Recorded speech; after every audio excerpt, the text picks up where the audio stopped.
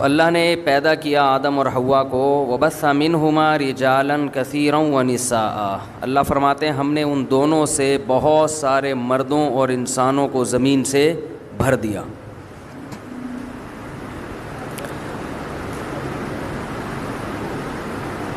ابھی پھیلنے کا عمل ہوا ہے، پھیلتے جا رہے ہیں، پھیلتے جا رہے ہیں، پھیلتے جا رہے ہیں۔ ایک جگہ زمین پہ آدم اور حوا رہتے تھے اور ان کی نسل پھیلتے پھیلتے پھیلتے پھیلتے پوری دنیا بھر گئی۔ دنیا میں جہاں بھی جائیں گے بندہ نظر آئے گا آپ کو۔ وہ الگ بات ہے وہ بندہ نہیں ہوگا، لیکن انسان ہوگا۔ وہ بندہ تو کہتے ہیں نا، انسان کا بچہ بندہ۔ حتیٰ کہ ایسی ایسی جگہوں پہ لوگ رہتے ہیں جہاں -40 ٹیمپریچر ہے۔ آدمی کہتا ہے تم ہمارے گھر ڈی فریزر میں رہ لو، آ کے بڑا والا بنوا لیتے ہیں تمہارے لیے، ادھر رہنے کی ضرورت کیا ہے؟ لیکن پھیلا دیا اللہ نے۔ قرآن کہتا ہے جیسے میں نے لوگوں کو پھیلا دیا اسی طرح اب دوبارہ اکٹھا کروں گا، جمع کروں گا۔ وحشرناہم، دوبارہ جمع ہو جائیں گے ایک ہی جگہ پہ، میدان حشر میں۔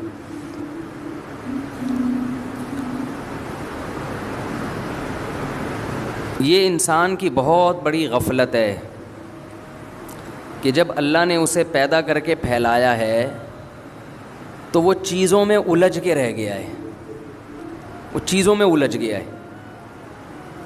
آپ کو پتہ ہے ہر آدمی کو چیزیں چاہیے،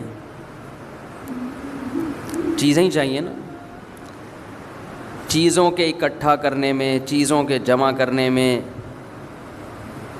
اور بالآخر جمع کرتے کرتے کرتے کرتے ایک دن اس کا انا للہ و انا الیہ راجعون ہو جاتا ہے، مر جاتا ہے۔ لوگ قبر پہ مٹی ڈال کے آتے ہیں، 2-3 دن روتے دھوتے ہیں، ان کو یہ نہیں پتہ ہوتا رونے والوں کو کہ کل ہمارے پیچھے بھی رویا جائے گا۔ زیادہ ٹینشن لینے کی ضرورت، بولو نا، تو ٹینشن لے رہے ہیں آپ لوگ۔ تو ہم رو رہے ہوتے ہیں میتوں پر، ابا چلے گئے، اماں چلی گئیں، ہائے ہائے بھائی کا انتقال ہو گیا، ہائے ہائے ہمشیرہ چلی گئیں، ہائے ہائے یہ کیا ہو گیا، ابھی تو جانے کا ٹائم نہیں تھا، ابھی تو ویکسین لگوائی تھی۔ تو باتیں کر رہے ہوتے ہیں، رو رہے ہوتے ہیں، یہ نہیں پتہ بہت جلد، زیادہ ٹائم نہیں ہے۔ اسی طرح ہمارے پیچھے لوگ رو رہے ہوں گے، تو ٹینشن کس بات کی بھائی؟ کیوں اتنا رو رہا ہے؟ کوئی نیا کام تھوڑی ہوا ہے، اور صرف اسی کے ساتھ تھوڑی ہوا ہے، اس کے ساتھ بھی ہوا، دوسروں کے ساتھ بھی ہوگا، اور سب سے بڑی بات یہ کہ آپ جو اتنا رو رہے ہو تو آپ کے ساتھ بھی کل ہوگا۔ ٹینشن لینے کا نہیں، ٹینشن اس بات کی لو کہ کل میں بھی جاؤں گا، اس کی نہیں لو وہ کیوں چلا گیا۔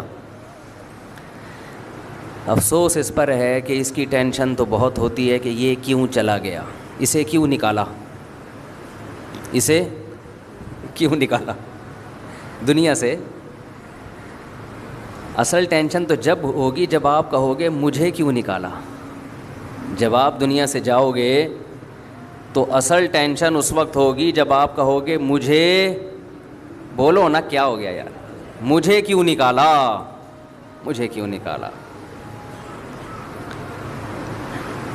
دیکھو وزارت کے عہدے سے اگر کسی کو نکالا جائے اسے بھی ٹینشن ہوتی ہے مجھے کیوں نکالا، حالانکہ وہ بھی دنیا میں ہے، کھانا پینا، دنیا کی نعمتوں سے لطف اندوز ہونا یہ لگا ہوا ہے، وہ ٹینشن بھی کم نہیں ہے۔ اصل ٹینشن اس وقت ہوگی جب موت کا فرشتہ آئے گا اور آپ سے کہے گا کہ آپ پتلی گلی سے بولو نکلو، چلو بہت ہو گیا، بہت ہو گیا۔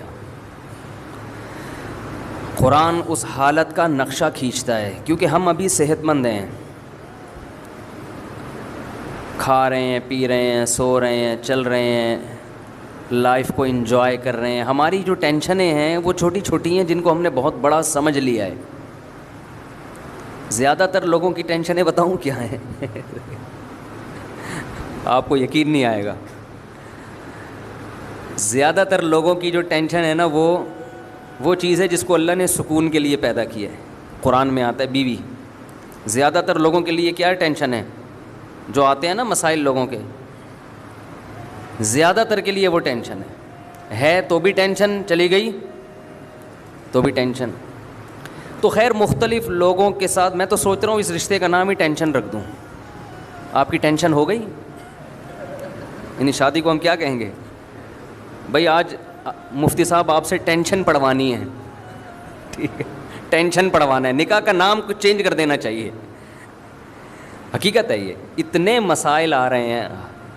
میں کبھی کبھار بیٹھتا ہوں نا صحن میں, تو کوئی بندہ آ رہا ہوتا ہے, ملنا ہے 2 منٹ, میں سمجھ جاتا ہوں یا تو اس لیے ٹینشن اس کو ہو رہی ہے کہ گھر میں ہے وہ, یا اس لیے ہے کہ گھر سے چلی گئی ہے, کسی حال میں خوش نہیں ہے. تو میں سوچ رہا ہوں اس رشتے کا نام کیا رکھیں؟ ٹینشن نامہ. نکاح نامے کو ہم کیا لکھیں؟ ٹینشن نامہ. یہ نام لکھ دینا چاہیے. تو بے روزگاری کی ٹینشن ہے, بیماریوں کی ٹینشن ہے, کرونا کی ٹینشن بھی ایک مستقل چپک گئی ہے, جس نے لوگوں کو ڈپریشن کا مریض بنا دیا, بہت سے لوگوں کو. کچھ دن پہلے ایک واقعہ سامنے آیا, ڈاکٹر نے مجھے خود بتایا کہ باپ کو بھی کرونا ہوا, بیٹے کو بھی. باپ بچ گیا, بیٹا مر گیا. ماں کو بھی ہوا, باپ کو بھی, بیٹے کو بھی. ماں باپ بوڑھے تھے, بچ گئے. بیٹا جوان تھا, مر گیا. ڈاکٹروں نے بتایا کہ یہ ٹینشن سے مرا ہے, اس کو کرونا کی ٹینشن نے کھایا ہے. ٹینشن کی وجہ سے نا اس کی باڈی میں جو ایک سسٹم ہوتا ہے بیماری سے لڑنے کا, وہ سسٹم ختم. اور باپ بوڑھا اور ماں بوڑھی, ان کو ٹینشن نہیں تھی. پرانے لوگ ہیں نا, پرانے لوگوں نے ٹینشنیں کم پالی ہوئی ہیں, ان کو دنیا سے محبت کم. نئی نسل کو دنیا سے محبت زیادہ. پرانوں میں دین کے کچھ اثرات تھے, حالانکہ ان کو تو ٹینشن زیادہ ہونی چاہیے کہ یار ہم بوڑھے ہیں, ہمارے مرنے کے چانس زیادہ ہیں, لیکن انہوں نے ٹینشن اتنی نہیں لی. انہوں نے کہا بھائی ہمارے ابا بھی مرے, دادا بھی مرے, تو ہم بھی زیادہ زیادہ مر جائیں گے نا, یہی ہوگا. اللہ کرے بچ جائیں تو بچ گئے. عام طور پر ینگ جنریشن کو شوق ہوتا ہے, جو عیاشیاں اس نے دیکھی ہیں وہ ان کے بوڑھوں نے نہیں دیکھی. جو لائف کو انجوائے یہ کر رہے ہیں وہ ان کے بوڑھے نہیں کر رہے تھے. ان کو زندہ رہنے کا شوق زیادہ ہے. دیکھو زندہ رہنے کا شوق برا نہیں ہے, یہ ہر ایک کو ہوتا ہے, یہ انسان کی نیچر ہے, فطرت ہے. ہر جاندار چاہتا ہے کہ زندہ رہے. ہم جب سائنس پڑھتے تھے تو ہمارے ٹیچر نے ایک سائنسدان کا نام لے کے بتایا کہ اس کی یہ تھیوری ہے کہ ہر جاندار چاہتا ہے کہ وہ زندہ رہے, یہ اس کی تھیوری ہے. میں نے کہا یہ تو مجھ سے پوچھ لیتے, یہ بات آپ کیا خیال ہے بھائی, مجھ سے پوچھ لیتے. جو جاندار چاہے گا کہ وہ مرے تو اس کی تو نسل ہی باقی نہیں رہے گی, تو سارے مر جائیں گے نا ٹرک کے نیچے آ کے. خیر سائنسدانوں کی تھیوریز ہوتی ہیں بہرحال. تو ہر جاندار چاہتا ہے کہ وہ زندہ رہے, یہ برا نہیں ہے, یہ نیچر ہے اور ہونا بھی چاہیے. لیکن زندہ رہنے کی ہوس یہ بری چیز ہے.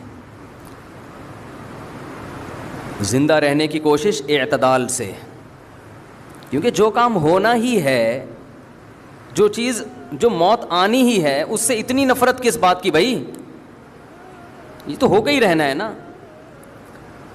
یہودیوں کے بارے میں اللہ نے کیا کہا قرآن مجید میں, یود احدہم لو یعمر الف سنہ, ان میں سے ہر ایک چاہتا ہے کہ وہ 1000 سال زندہ رہے. ان کو یہ 70-80 سال کی عمریں سمجھ میں نہیں آتی, ہر ایک کی خواہش ہے کہ 1000 سال زندہ رہے. اللہ فرماتے ہیں رہ بھی لے گا, آخرت کے عذاب سے نہیں بچے گا, 1000 سال کے بعد جہنم میں جائے گا. مسلمان دنیا کو مسافر خانہ سمجھتا ہے. بس یہ بات بھی کھوپڑی میں بیٹھ جائے نا. میں اس ٹاپک کو بہت زیادہ چھیڑتا ہوں, حالانکہ میرا ارادہ اس ٹاپک کو شروع کرنے کا ہوتا نہیں ہے, کوئی اور ٹاپک ہوتا ہے, مگر یہ اس لیے چھیڑتا ہوں کہ یہ ویکسین ہے. یہ ویکسین آپ کو بچا لے گی دنیا کی محبت سے, اور دنیا کی محبت سے بچانے کے نتیجے میں جو دنیا کی محبت انسان کو گناہ کرواتی ہے, شریعت کی خلاف ورزی کرواتی ہے, تو وہ محبت جب ختم ہو جائے گی تو شریعت کی خلاف ورزی ہوگی نہیں. یہ گناہ کے خلاف اینٹی باڈیز پیدا کرتی ہے آپ کے جسم میں. یہ گناہ کے سائیڈ ایفیکٹ سے بھی آپ کو روکتی ہے. تو اس لیے پھر اسی موضوع کو شروع کر دیتا ہوں کہ پہلے اس مردار کی محبت تو دل سے نکالو بھائی. یہ جو دیوار، اینٹیں اور دولت اور پیسہ اور گاڑی، یہ جو چپکنے والی چیزیں ہیں، ان سے تو اپنی جان چھڑاؤ، اس عذاب سے تو نکلو. اتنا مسلط کیا ہوا ہے، پتہ نہیں کیا سمجھتے ہیں جس کے پاس پیسہ ہے وہ دنیا کا کامیاب ترین آدمی ہے. سمجھتے ہیں کہ یہ تو بہت خوش قسمت ہے. ککھ بھی نہیں ہے. مرے گا تھوڑے دنوں میں، دیکھ لینا لاش پہ چلے جانا، جنازہ پڑھنا جا کے، کیڑے دیکھنا کتنے اس کی لاش پہ ہیں، گننا کھڑے ہو کر کیڑے دیکھ رہے ہوتے ہیں. مگر جو اپنے اندر ایک جراثیم ہے نا، جرثومہ ہے دنیا کی محبت کا، پتہ نہیں یہ کس نے دماغ میں یہ بھوسا بھر دیا ہے ہمارے. یہ جو میں باتیں کہہ رہا ہوں یہ آپ کو نہیں، میں اپنے لیے بھی کہہ رہا ہوں، ہمیں بھی نصیحت کی ضرورت ہے نا. دماغ میں کسی نے یہ بھوسا بھر دیا ہے کہ یہ مرا ہے میں نہیں مروں گا. آپ کہہ سکتے ہو نہیں بھائی ایسا کوئی بھوسا نہیں ہے، ہمیں پتہ ہے کہ ہم بھی مریں گے. نہیں پتہ بھائی، یہی تو بڑا فالٹ ہے. یہ زبان پہ رکھا ہوا جملہ ہے کہ میں مروں گا، یہ دل کے اندر نہیں ہے. مجھے لوگ پھر پتہ نہیں کہ سمجھاتے رہتے ہیں یہ کرو وہ کرو. ابھی پھر میں زیادہ پرسنل معاملات میں نہیں جانا چاہتا. یہ جو میں نے ہری پگڑی میں شادی کا قصہ سنایا ہے نا، جو میرا کلپ بڑا مشہور ہوا ہے، یہ میں نے دل پہ پتھر رکھ کے سنایا ہے. انسان اپنے ذاتی معاملات، خاص طور پر جس کا دوسری فیملی سے بھی، خاندان سے بھی تعلق ہو، وہ شیئر نہیں کرتا. یہ دل پہ پتھر رکھ کے اس لیے سنایا ہے کہ لوگوں کو سمجھ میں آئے کہ میں جو اتنے سالوں سے ایک ٹاپک پہ چیخ رہا ہوں اس کا مطلب کیا ہے. وہ ایک واقعہ اگر آپ بصیرت کی آنکھیں کھول کے وہ واقعہ اور بصیرت کے کان کھول کے وہ واقعہ سنیں گے تو آپ کو وہ فلسفہ سمجھ میں آئے گا. خیر، تو لاشوں کو دیکھ رہے ہیں. ہم جب حضرت مفتی رشید احمد صاحب رحمہ اللہ تعالیٰ کے ہاں رہا کرتے تھے تو 7-8 سال مدرسے کے اندر ہی رہے. بس مدرسے سے گھر، گھر سے مدرسہ، دنیا زیادہ پھرنے کا ہمیں موقع نہیں ملا. تو ہم تو اسی ماحول میں، علماء کی صحبت میں، بڑا اچھا ماحول تھا. کوئی دنیا داری کی باتیں نہیں، کوئی بزنس، وہ سب کرتے تھے، کاروبار سب کے تھے، کھاتے پیتے لوگ تھے. بعض طلبہ بڑے مالدار تھے لیکن باتیں نہیں ہوتی تھیں. باتیں یہی ہوتی تھیں دنیا مسافر خانہ ہے بھائی، مرمرا کے کیا ہو جائیں گے، ختم، فنش. تو مجھے یاد ہے کہ مجھے کسی کام سے جانا پڑ گیا اسلام آباد. بہت کئی سالوں کے بعد میں نکلا اور اسلام آباد سے بائی ایئر کراچی آ رہا تھا. کئی سال علماء میں رہنے کے بعد جب میں اسلام آباد میں جہاز میں بیٹھا ہوں تو بالکل ایک ایسے ماحول میں مجھے بہت عرصے کے بعد بیٹھنا نصیب ہوا جو بالکل ہی ایک بے دینی کا ماحول. آپ کے ایئرپورٹ کا ماحول اکثر تھوڑا دین سے دور ہی ہوتا ہے نا، لبرل لوگ زیادہ جاتے ہیں جہازوں میں سفر، اور خاص طور پر اس زمانے میں جب میرا خیال ہے 97-98 کی بات کر رہا ہوں گا میں. اب تو عام آدمی بھی جہاز میں سفر کرنے لگا ہے، پہلے تھوڑا سا ذرا اونچے لیول کے لوگ سفر کرتے تھے. تو میں نے جو جہاز میں مسافر دیکھے سب 3 پیس سوٹ ٹائی میں اکثر لوگ، اور بریف کیس ہاتھ میں. اکثر بزنس مین کا یہ اسٹائل ہوتا ہے نا، اچھا اسٹائل تھا. لیکن مجھے ایسا لگ رہا تھا مردہ لاشیں ہیں. ایک عجیب وحشت ہو رہی تھی ان کو دیکھ کے. معذرت کے ساتھ تھوڑے سے توہین آمیز الفاظ میں استعمال کر رہا ہوں، لیکن جو میرے دل کی کیفیات تھیں وہ یہ تھیں. عام طور پہ لوگ اس اسٹائل کو اور ایسے تاجروں کو دیکھ کر متاثر ہوتے ہیں کہ یار یہ ہے اسٹائل، زندگی کا اسٹائل کیا ہے، بولو نا کیا ہو گیا. یہ کوئی رکشے والا، ٹیکسی والا، ایک عام غریب آدمی جب مالداروں میں بیٹھتا ہے تو اس کو وہ اٹریکٹ کرتا ہے نا یہ اسٹائل. میں کوئی رکشہ نہیں چلاتا تھا اس وقت بھی، کھاتا پیتا تھا الحمدللہ، لیکن علماء میں رہنے کی وجہ سے یہ اس طبقے سے میں بہت دور ہو گیا تھا. اور کوئی رکشہ چلاتا بھی ہو تو کوئی بری بات نہیں ہے. بہت سے رکشے والے قیامت کے دن بہت اونچے ہوں گے.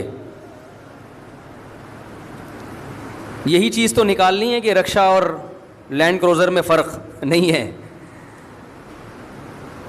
تو میرے ذہن میں ایک عجیب وحشت ہو رہی تھی ان کو دیکھ کے, نفرت ہی ہو رہی تھی کہ یعنی ان سے متاثر نہیں ہو رہا تھا, مجھے اپنے حلیے پہ ناز ہو رہا تھا. ایک تو ڈریس کالے کوٹ, لباس تو سفید اچھا ہوتا ہے یار, جو ایک روحانیت ہے اس کے اندر. گورا بلیک کلر پہ فخر کرتا ہے, ہمارے نبی نے کس رنگ کو پسند کیا؟ سفید. کتنا فرق ہے بلیک میں اور وائٹ میں. آپ کبھی نہا دھو کے سفید کپڑے پہن کے مسجد آئیں, ایک الگ ہی آپ کو, اور میں آپ کو گارنٹی سے کہتا ہوں آپ 2-4 مہینے وائٹ کلر پہنیں, اس کے علاوہ کچھ نہیں, پھر آپ کو وائٹ کے علاوہ وحشت ہوگی. آپ اللہ نے سفید کلر میں, سفید رنگ میں مرد کے لیے اتنی روحانیت رکھی ہے. دوسری بات, چونکہ وہ سارے تاجر تھے, نماز وماز کا تو کسی کو خیال نہیں تھا. ایک ذہن میں ایک چیز آ رہی تھی کہ یہ اس دنیا کا جو مسافر خانہ ہے نا, جو بے وفا دنیا ہے, اس سے محبت کرنے والے لوگ ہیں. تو کیسے بے وقوف لوگ ہیں یہ, ہم سے اچھے ہی ہوں گے, لیکن جو میری جو فیلنگ ہے میں تو وہ بتاؤں گا نا. وہ فیلنگ صحیح تھی غلط تھی میں اس پہ بحث نہیں کر رہا. لوگ پھر کہتے ہیں آپ توہین کر رہے ہو, انسلٹ کر رہے ہو. انسلٹ نہیں کر رہا. وہ میں نے پچھلے دفعہ بیان میں کہا نا, میں نے لنگڑی خواتین کو بھی نکاح کا پیغام بھیجا, بہری کو بھی. کسی نے کہا دیکھو لنگڑی عورتوں کا مذاق اڑا رہا ہے. ابے لنگڑی عورتوں کا مذاق کون اڑا رہا ہے؟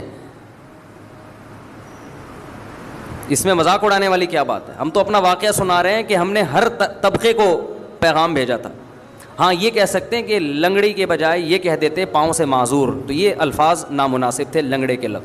یہ میں اس سے رجوع کرتا ہوں, لیکن جب ممبر پہ آدمی گھنٹے گھنٹے بیان کرتا ہے تو 2-4 الفاظ دائیں بائیں ہو جاتے ہیں. باقی کسی کی پاؤں کے معذور کا مذاق اڑانا یہ تو بہت بڑا جرم ہے. نبی صلی اللہ علیہ وسلم نے فرمایا کسی کے عیب پر کا مذاق مت بناؤ, اس کا امکان ہے اللہ اسے صحت دے دے اور اس بیماری میں تمہیں مبتلا کر دے. اصل تو آخرت ہے, آخرت میں پتہ چلے گا کون کتنا بڑا فنڈر تھا دنیا میں. تو میں جب ان کو دیکھ رہا تھا تو مجھے ایک عجیب وحشت ہو رہی تھی اس ماحول میں, جہاز کے اس ماحول میں. وحشت یہ ہو رہی تھی کہ یہ سارے یا ان میں سے اکثر بریف کیس میں دولت لے کے گھوم رہے ہیں, یہ نوٹوں سے محبت کرنے والے لوگ ہیں. یعنی جو میری کیفیات تھی نا وہ میں آپ کو سمجھا نہیں سکتا. اچھا میری تو یہ کیفیات پورے راستے کہ یار کن لوگوں میں بیٹھ گیا ہوں. مجھے وحشت ہو رہی تھی, میرا دل چاہ رہا تھا کہ میں یہاں سے اٹھوں, اسی ماحول میں جاؤں جو مجھے وہاں مدرسے میں ملا ہے.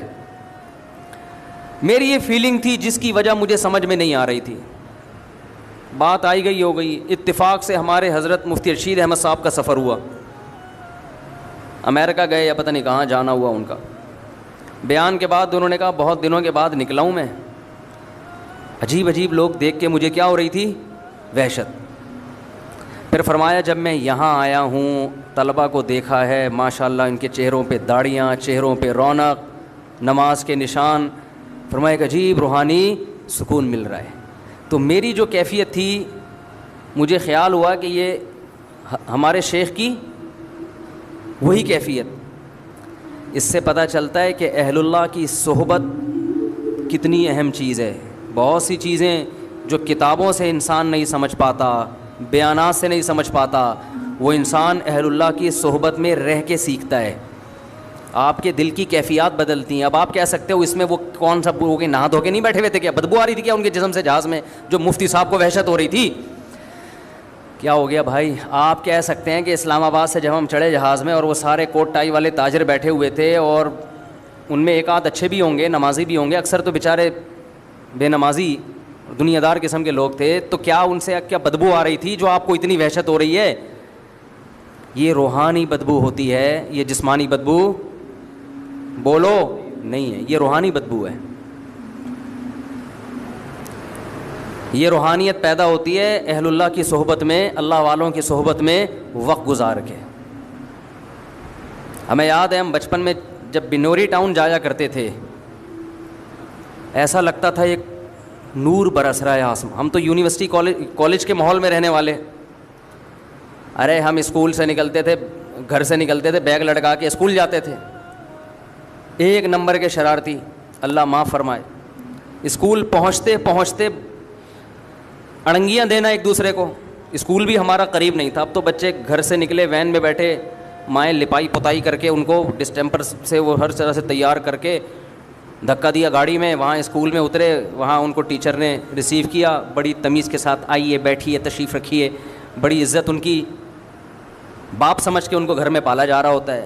پھر وہاں ڈانٹنا نہیں ہے, مارنا تو سوال ہی, ڈانٹنا بھی نہیں ہے, بچے کی رسپیکٹ مجروح ہوتی ہے, اس سے سیلف رسپیکٹ پہ اثر پڑتا ہے, ایکچولی بچے کی مینٹل گروتھ نہیں ہو پاتی. ایک نمبر کا فرعون متکبر بنتا ہے وہ.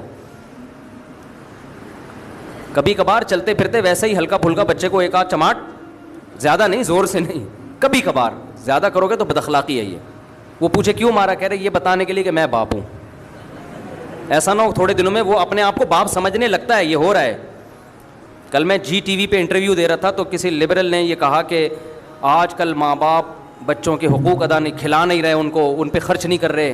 یہ پتہ نہیں کون سی دنیا میں رہتے ہیں. لاکھوں میں ایک والدین ایسے ہوتے ہیں جو بچوں پہ خرچ نہیں کرتے. 99% والدین بچوں پہ ان کی ضرورت سے زیادہ خرچ کر رہے ہو, سب کچھ لٹا کے کھلا رہے ہوتے ہیں. یہ پتہ نہیں کون سی دنیا میں یہ لبرل لوگ رہتے ہیں, پھینکنے کے لیے بیٹھے ہوئے ٹی وی میں, پھینکتے رہو بس بیٹھ کے, اپنے معاشرے کو بس نیگیٹو کر کے دکھاؤ کہ ہم گندے ہیں. اور بھائی ہمارے یہاں اولاد پہ باپ اتنا خرچ کرتا ہے کہ آپ کی گورا تو ایک کمبخت ایک دھیلا خرچ نہیں کرتا اپنے اولاد پہ. وہ بچوں کے بڑے حقوق ہیں وہاں پہ, اور ہمارے یہاں باپ آدھا ہو جاتا ہے, بال گر جاتے ہیں اس کے سر کے. بچوں کے اسکول کی فیسیں, بچوں کو جو کہے گا کمبخت وہ کھلائے گا اس کو. جیم سے کھانی ہے ڈبل روٹی, جیم بھی رکھا ہوگا فریج میں, انڈا کھانا ہے, انڈا بھی پڑا ہوگا. آج کا بچہ, باپ میں یہ مجال نہیں ہے کہ بچے کو انڈا کھانا ہے اور باپ کہنی تو جیم سے روٹی کھائے گا. وہ پرانا زمانہ تھا, ونس اپون اے ٹائم, کہ جو پکائے کھا, تیری مرضی کا نہیں. ہمارا اللہ کا شکر ہے مالی حالات بہت اچھے تھے, لیکن ہماری ماں نے ہمیں اپنی مرضی کا کھلایا ہے, ہماری مرضی کا نہیں. مجھے اپنی والدہ کا وہ چمٹا یاد آتا ہے, گرم چمٹا, جب روٹی پکاتی تھی نا تو وہ, اب آلو کی بھجیا پکی ہوئی ہے بالفرض, مولی کی بھجیا پکی ہوئی ہے, ہمیں تو اچھی نہیں لگتی تھی مولی کی بھجیا, بنی ہوئی ہے تو ہم بیٹھے ہوئے, نہیں کھایا جا رہا, ہم سے دل ہی نہیں چاہ رہا کھانے کا. وہ انڈے والا برگر منگوا دو ٹھیک ہے. نہیں, مجھے یاد ہے ہماری والدہ چمٹا گرم گرم نا ہماری طرف کرتی تھی, یہ لگاؤں گی, کھاؤ اس کو بیٹھ کے, تمہارے باپ کو بھی یہی کھانا ہے. صحیح ہے نا.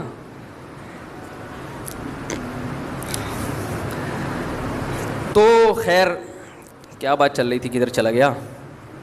تو بات کیا کر رہا تھا میں, وہ سارا دماغ ہی کہیں اور چلا گیا یار. وہ بچوں کو بٹھاتے ہیں اسکول میں, آپ دیکھو نا ایسی لپائی پتائی ہو رہی ہے ان کی, پھر کم بختوں کو پڑھا کیا رہے ہیں, پڑھا تو ڈھنگ, ان کو سیب دیا ہوا ہے اس میں یلو کلر کرو, یہ ایجوکیشن جس کے ہم 6-6 ہزار روپے اسکولوں میں سیب میں رنگ بھرنے کے لیے, فضول قسم کی ٹائم ویسٹنگ. 2-4 انگلش میں نظمیں سکھا دیتے ہیں تو ماں باپ کو چونکہ وہ بھی نہیں آتی تو ماں باپ سمجھتے ہیں بچہ فل ایجوکیٹڈ ماشاء اللہ, بہت ہائی لیول کی تعلیم حاصل کر رہا ہے. Twinkle twinkle little star, how I wonder what you are, وہ پتہ نہیں کیا نظم تھی. کیونکہ ماں باپ کو یہ بھی نہیں آتی تو وہ سمجھتے ہیں بچہ بہت گرو کر رہا ہے ماشاء اللہ. یوں قتل سے بچوں کے ہوتا نہ وہ بدنام. فرعون کے بارے میں اکبر الہ آبادی نے یہ شعر کہا تھا, فرعون نے بڑا جرم کیا, بدنام ہو گیا کہ بنی اسرائیل کے بچوں کو قتل کرنا شروع کر دیا اس نے, بدنام ہو گیا قیامت تک کے لیے. ارے تو نے نسل تباہ کرنی تھی, اسکول کھول دیتا, اسکول کھول دیتا یار. بنی اسرائیل کے بچے اس میں جاتے, تعریف بھی کرتے کہ فری پہ تعلیم, فرعون نے ہمارے لیے فری ایجوکیشن کا انتظام کیا ہے. اس کے بعد ان کو کلر کے ڈبے پکڑا دیتا, یلو کلر, کیلے میں کیا رنگ بھرو, پیلا, یلو ڈے مناؤ, پھر ریڈ ڈے مناؤ. بنی اسرائیل اسی میں الجھ کے رہ جاتی. وہ یہ بھول جاتے کہ ہم پیغمبر کی اولادیں ہیں, اللہ نے ہمیں دنیا پہ حکومت کرنے کے لیے پیدا کیا ہے, دنیا کی باغ ڈور, دنیا کی تقدیریں, دنیا کی نبض ہمارے ہاتھ میں ہونی چاہیے, اور یہ فرعون ہم پہ مسلط ہے. یہ سب بھول جاتے, وہ کماؤ پوت بنتے. پھر جناب وہ بی کام کرنے کے بعد, ایم اے ماسٹر کرنے کے بعد وہ نکلتے اور فرعون کی کسی کمپنی میں جاب کر رہے ہوتے. اور 1.5 لاکھ روپے تنخواہ لے کے گھر آ رہے ہوتے, کہتے ہیں یہ ہوتا ہے ایبلٹی, قابلیت. اٹ از کالڈ قابلیت. انگلش میں کہتے ہیں تو اور لوگ سمجھتے پڑھے لکھے ہو گئے. اس لیے اکبر الہ آبادی نے اس وقت کے اسکولوں کو دیکھ کے کہہ دیا تھا کہ یوں قتل سے بچوں کے ہوتا نہ وہ بدنام, افسوس کے فرعون کو کالج کی نہ سوجی. کالج بنا لیتا, اسکول بنا لیتا, سانپ بھی مر جاتا اور لاٹھی بھی نہ ٹوٹتی. خیر وہ بچہ پھر شام کو گھر آتا ہے, ماں تو ماں ہوتی ہے, وہ انتظار میں بیٹھی ہوئی ہوتی ہے, اس کی مرضی کا اس کو کھلایا جائے گا. خیر وہ ابھی جو کچھ ہو رہا ہے اس پہ وہ پھر موضوع سے ہٹ جائے گی بات. ہم جب اسکول جایا کرتے تھے تو اڑنگیاں دیتے ہوئے, یہ پروٹوکول ہمیں نہیں ملتا تھا. والدہ صبح ناشتہ بنا کے دیتی تھیں اپنی مرضی کا, ہماری مرضی کا نہیں, کھاؤ. اور پراٹھے ہوتے تھے, وہ ڈبل روٹیاں نہیں ہوتی تھیں, اکثر پراٹھے. بھائی پراٹھا کھا کے جاؤ گے تو پراٹھے کی طرح چلو گے. پھر ہم چلتے بھی کس طرح تھے, لگتا تھا پراٹھا کھا کے نکلا ہے گھر سے ہی ہے. پراٹھے کی طاقت ہی الگ ہے, بچوں کے لیے تو بہت ضروری ہے. اسکول ہمارا بہت دور تھا گھر سے, اور اتنا موٹا بیگ کمر پہ لٹکا کے بہت دور پیدل چلتے, سارے محلے کے لڑکے اکٹھے جا رہے ہوتے تھے. پھر راستے میں شرارتیں الگ ہوتی تھیں, چلتے ہوئے کہ شوز پہ آپ تھوڑا سا پاؤں رکھیں, وہ شوز کیا ہو جاتا ہے, اتر جاتا. کس نے اتارا, اس نے اتارا ہے, پڈا. اڑنگیاں دے رہے ہیں, اس میں لیٹ ہو جاتے تھے. ظاہر ہے جب آپ اس اسٹائل میں اسکول جائیں گے تو آپ لیٹ ہو جائیں گے. تو پی ٹی ماسٹر کھڑے ہوتے تھے ڈنڈا لے کے, چلو بھائی ہاتھ. پھر 2-4 ڈنڈے کھائے. کبھی اس استاذ کے خلاف دل میں بدگمانی نہیں ہوئی, بھائی استاذ ہے, بڑا ہے, اس کا حق ہے. وہ یہ تھوڑی کہ جانوروں کی طرح پیٹ رہا ہے, 2-4 ڈنڈے تو حق بنتا ہے نا. ہمیں یاد ہے ایک ادھر کھایا, ایک ادھر آیا, ایک ادھر آیا, 4 کھائے, چل بھائی. ہم نے کہا کوئی بات نہیں, راستے میں جو دنگا مستی ہوئی ہے اس میں 4 ڈنڈے چلتے ہیں, ٹھیک ہے نا. تو اب بچوں کا کانفیڈینس ہی ختم ہو گیا, نفسیاتی مریض بن رہے ہیں یہ بچے. ان کو باپ بنایا ہوا گھر میں. میرے پاس فیملیز آتی ہیں, باپ اپنے بیٹے کو لے کر آتا ہے, عمر سے پتہ چلتا ہے کہ یہ باپ ہے, ورنہ حرکتوں سے لگ رہا ہوتا ہے کہ باپ کون ہے ان میں. باپ آہستہ آواز سے بات کر رہا ہوتا ہے کہ میرے بچہ کا میٹر نہ گھوم جائے, اور بیٹا اچھل اچھل کے چیخ رہا ہوتا ہے باپ کے سامنے. یہ ہو رہا ہے مارکیٹ میں. تو تم جن کو جن رہے ہو نا, یہ تم اپنے باپوں کو پیدا کر رہے ہو, اپنی اولادوں کو پیدا نہیں کر رہے. تو ان کو شروع سے ہی تھوڑا سا, میں یہ نہیں کہہ رہا ظلم کرو, بد اخلاقی کرو, محبت بھرپور دو, لیکن ٹائٹ کر کے بھی رکھو, کھینچ کے رکھو تھوڑا سا. محبت اور سختی ساتھ ساتھ چلیں. محبت کا کیا مطلب ہے, ان کے حقوق کا خیال رکھو, ان سے بات کرو اچھے انداز سے, اچھے اخلاق سے. دیکھو لقمان علیہ السلام نے اپنے بیٹے سے کیا کہا, یا بنیا, میرے پیارے بچے. القابات دو ان کو, لیکن کچھ پابندیاں ان کے اوپر ہونی چاہیے, ان سے تجاوز نہ کرنے دو. ہر خواہش اگر ان کی پوری کرو گے, وہ تو ایک صاحب نے مجھے کہا میں اپنے بچے کو لے جاتا ہوں دکان پہ اور کہتا ہوں جو چاہیے میں تجھے دلاؤں گا, وہ اتنا ہی شاپنگ کرتا ہے. میں نے کہا یہ کل چور بن سکتا ہے, ڈاکو بن سکتا ہے, اس کی ساری خواہشات پوری کرو گے تو کل جب کوئی خواہش پوری نہیں ہوگی تو یہ بندوق اٹھانے پر مجبور ہوگا. اسلام میں روزے کا حکم ہے تاکہ خواہشات کو کنٹرول کرنا ہم سیکھیں. خیر بات یہ چل رہی تھی کہ اللہ نے آدم اور حوا کے ذریعے انسانوں کو زمین میں بھر دیا, اب پھیلا دیا. تو قرآن کہتا ہے ان پھیلاؤں کو میں کیا کروں گا, سمٹاؤں گا, اکٹھا کروں گا. چلو بس تو اکٹھا کرنے کا کی جو پہلی سیڑھی ہے وہ ہے پتلی گلی, نکلو. کھاتے پیتے گھر بناتے انسان ایک خاص مقام تک پہنچتا ہے, اس کے بعد موت کا پروانہ آ کے اسے قبر کے گڑھے میں اتار دیتا ہے.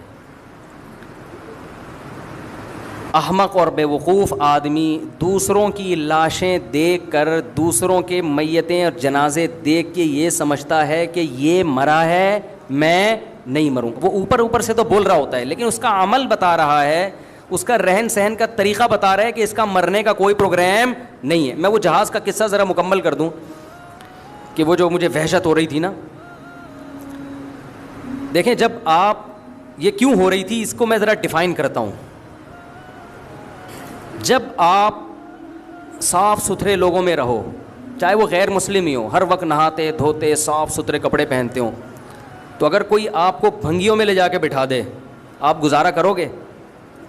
ہے بھائی، جو نہ کھانے سے پہلے ہاتھ دھوتا ہو، نہ کبھی نہاتا ہو، نہ دانت صاف کرتا ہو، ادھر ہی تھوک دیتا ہو، کتنی گھن آئے گی نا آپ کو. حالانکہ آپ نے گندگی کے خلاف کبھی بیان نہیں سنا ہوگا. لیکن جو فیملی صاف ستھرے رہتے ہیں ان کے عادت ہے، میں نے اکثر دیکھا ہے لوگ سفر میں واش روم نہیں جا رہے ہوتے، ان کو گھر کے صاف ستھرے واش روم کی عادت پڑ چکی ہوتی ہے، وہ سفر میں برداشت کر لیتے ہیں، کہتے ہیں ہم واش روم استعمال نہیں کریں گے. تو کیا انہوں نے کسی مولوی صاحب سے یہ تقریر سنی ہوتی ہے کہ سفر میں واش روم اکثر گندے ہوتے ہیں، یوز نہیں کرنے چاہیے، گھن آنی چاہیے، گھن نہیں آ رہی تو اس کا مطلب آپ گندے ہیں؟ ایسی کوئی تقریر سنی ہوتی ہے انہوں نے؟ بھائی وہ صفائی ستھرائی کے ماحول میں رہے ہوتے ہیں جس کی وجہ سے انہیں صفائی سے محبت اور گندگی سے نفرت. تو یاد رکھو، جیسے ایک صفائی جسمانی ہے، مادی ہے، اسی طرح ایک صفائی روحانی بھی ہوتی ہے.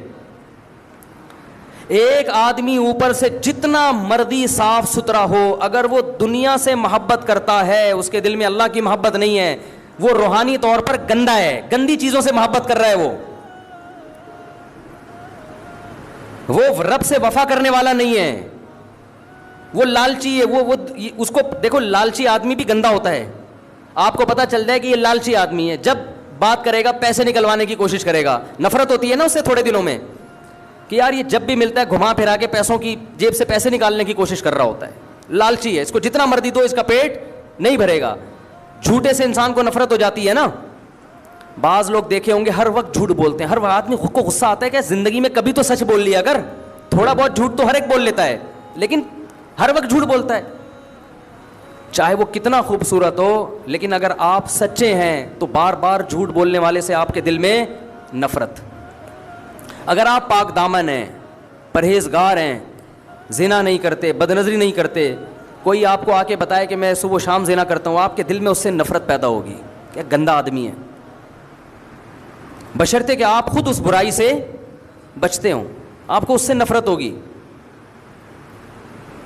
تو جیسے جسمانی گندگی سے انسان کو نفرت پیدا ہوتی ہے بیان سن کے نہیں، صاف ستھرے لوگوں میں رہ کر، ایسے ہی روحانی گندگی سے بھی وحشت ہوتی ہے.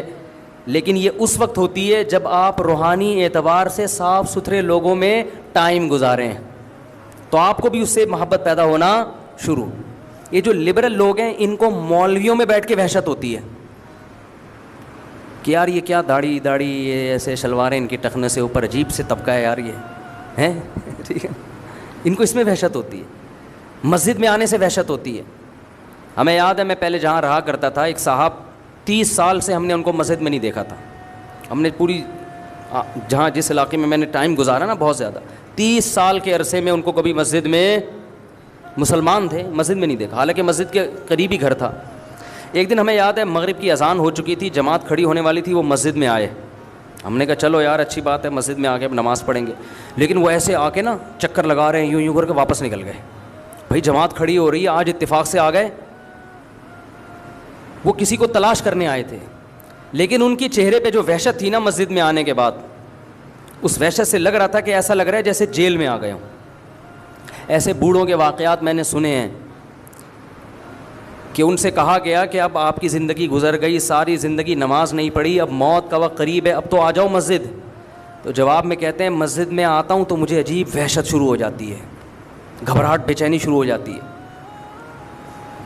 جیسے بھنگی کو آپ کسی دن نہلا دو بے ہوش ہو جائے گا، وہ اس کو گٹر چاہیے، اس کو بدبو چاہیے. اور یہ میں نے دیکھا ہے، آپ مذاق نہ سمجھیں، جو گندگی کے عادی ہوتے ہیں نا ان کو صفائی سے نفرت ہو جاتی ہے. وہ کہتے ہیں پتہ نہیں کیوں نہا رہے ہیں. حیرت کی بات، ایسے لوگ ہیں ان کو پتہ نہیں پانی کی مچھلی بنے ہوئے ہیں. خوشبو سے نفرت، ایسے لوگ بھی ہم نے دیکھے ہیں، خوشبو سے گھن آتی ہے، بدبو ان کو اچھی لگتی ہے. یہ ہو جاتا ہے تھوڑے دنوں میں.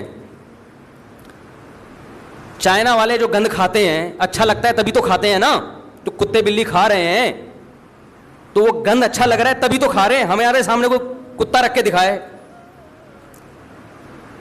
اس کو کتا بنا دیں گے ہم تھوڑی دیر میں. حقیقت ہے یہ. تو مجھے یاد ہے ہم جب بچپن میں بنوری ٹاؤن جایا کرتے تھے، کیونکہ ہم کالج کے ماحول میں پڑھتے تھے، اسکول کا ماحول تھا, وہاں یہ روحانیت والا ماحول نہیں تھا, وہاں تو اڑنگیاں دینے والا ماحول تھا, لیکن وہ بھی اس سے پھر بھی اچھا تھا جو آج کل ماحول ہے. تو ہمیں ایک عجیب روحانیت محسوس ہوتی وہاں, طلباء کے چہرے ایک عجیب رونق, چھوٹی چھوٹی ان کے جو بچوں کے داڑیاں نکل رہی ہوتی ہیں نا, ٹین ایجز لڑکوں کے چہروں پہ ایک رونق, نماز کے وقت میں سارے صف بستہ ہو کے نماز, زمین پہ بیٹھ کے پڑھ رہے ہیں, نہ کوئی ڈیسک, نہ کوئی میز, نہ کوئی کرسی, نہ کوئی تپائی, سادہ ماحول, نیچے کارپیٹ پہ بیٹھ کے ایک استاذ بیٹھا ہوا ہے, سامنے حدیث کی کتاب رکھی ہوئی ہے, فقہ کی کتاب رکھی ہوئی ہے, وہ ان کو لیکچر دے رہا ہے, وہ سب بیٹھ کے پڑھ رہے ہیں. تو ہم آپس میں تبصرہ کرتے تھے یار کہ ان کا کتنا سادہ ماحول ہے, اور ہم جو اسکولوں میں پڑھتے ہیں اس ماحول میں اور اس ماحول میں کتنا فرق ہے, ایک عجیب روحانیت. اور یہ بات میں نے محسوس نہیں کی, بہت سے لوگوں نے مجھے بتائی.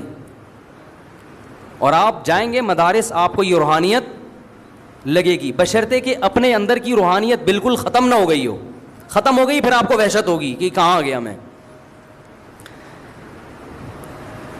تو انسان جب ان لوگوں میں اٹھتا بیٹھتا ہے جو دنیا سے محبت نہیں کرتے, اللہ سے محبت کرتے ہیں, تو اسے پھر دنیا سے محبت کرنے والوں میں بیٹھ کر سکون محسوس نہیں ہوتا.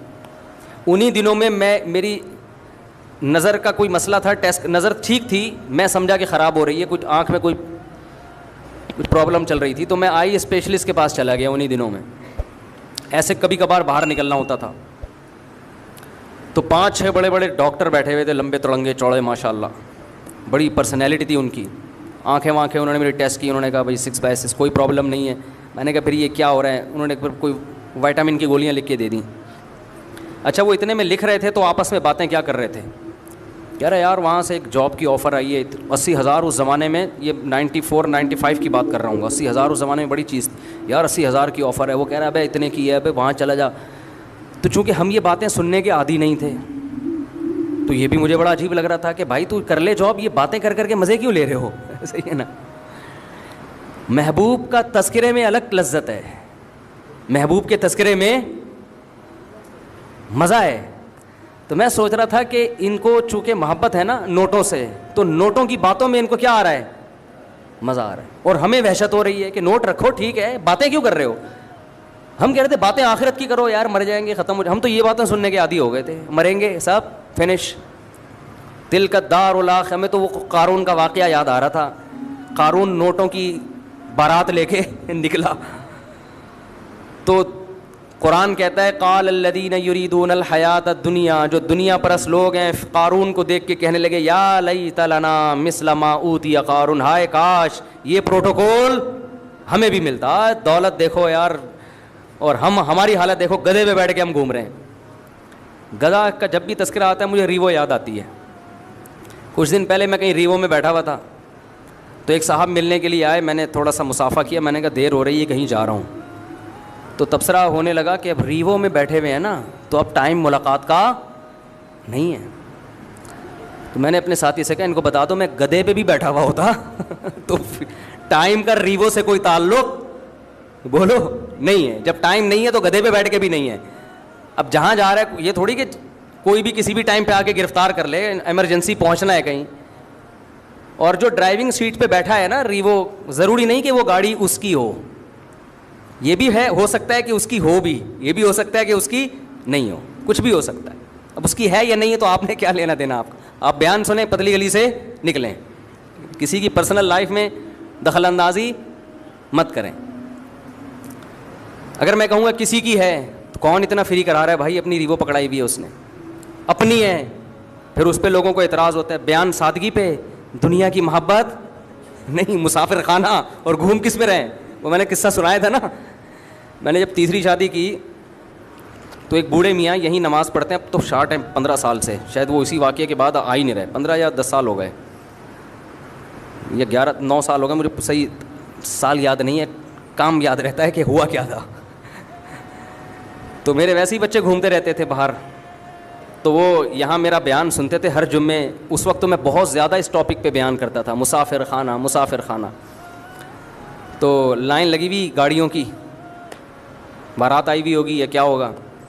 تو وہ بوڑھے میاں یہاں کسی سے پوچھنے لگے کہ یہ کیا ہے, یہ امام صاحب کے گھر پہ رش کیوں لگا ہوا ہے. انہوں نے کہا امام صاحب نے شادی کی ہے. تو ایسے غصے میں کانپنے لگے. کہتے ہیں ادھر ممبر پہ بیٹھ کے کہتے ہیں دنیا مسافر خانہ ہے. وہ میں پوری ان کی نقل اتارنا نہیں چاہتا. ایسے کانپ رہے تھے غصے میں, کہہ رہے ہیں دنیا, ادھر ممبر پہ بیٹھ کے کہتے ہیں دنیا کیا ہے, مسافر خانہ, اور ادھر شادیوں پہ شادیاں, عمر دیکھو ان کی, بچے دیکھو یار, اور دے مار 4.5 شادیوں پہ شادیاں ہوتی چلی جا رہی. بیان کیا کر رہے ہیں, مسافر خانہ. انہیں بیان سے تو ایسا لگتا ہے کہ جھونپڑے میں رہو, ایک بھی کرنے کی ضرورت نہیں, مر جاؤ گے کیڑے پڑ جائیں گے لاشوں میں. یہی ہوگا نا, تو کیا ضرورت ہے اس ٹینشن کی. نہیں آ رہی بات.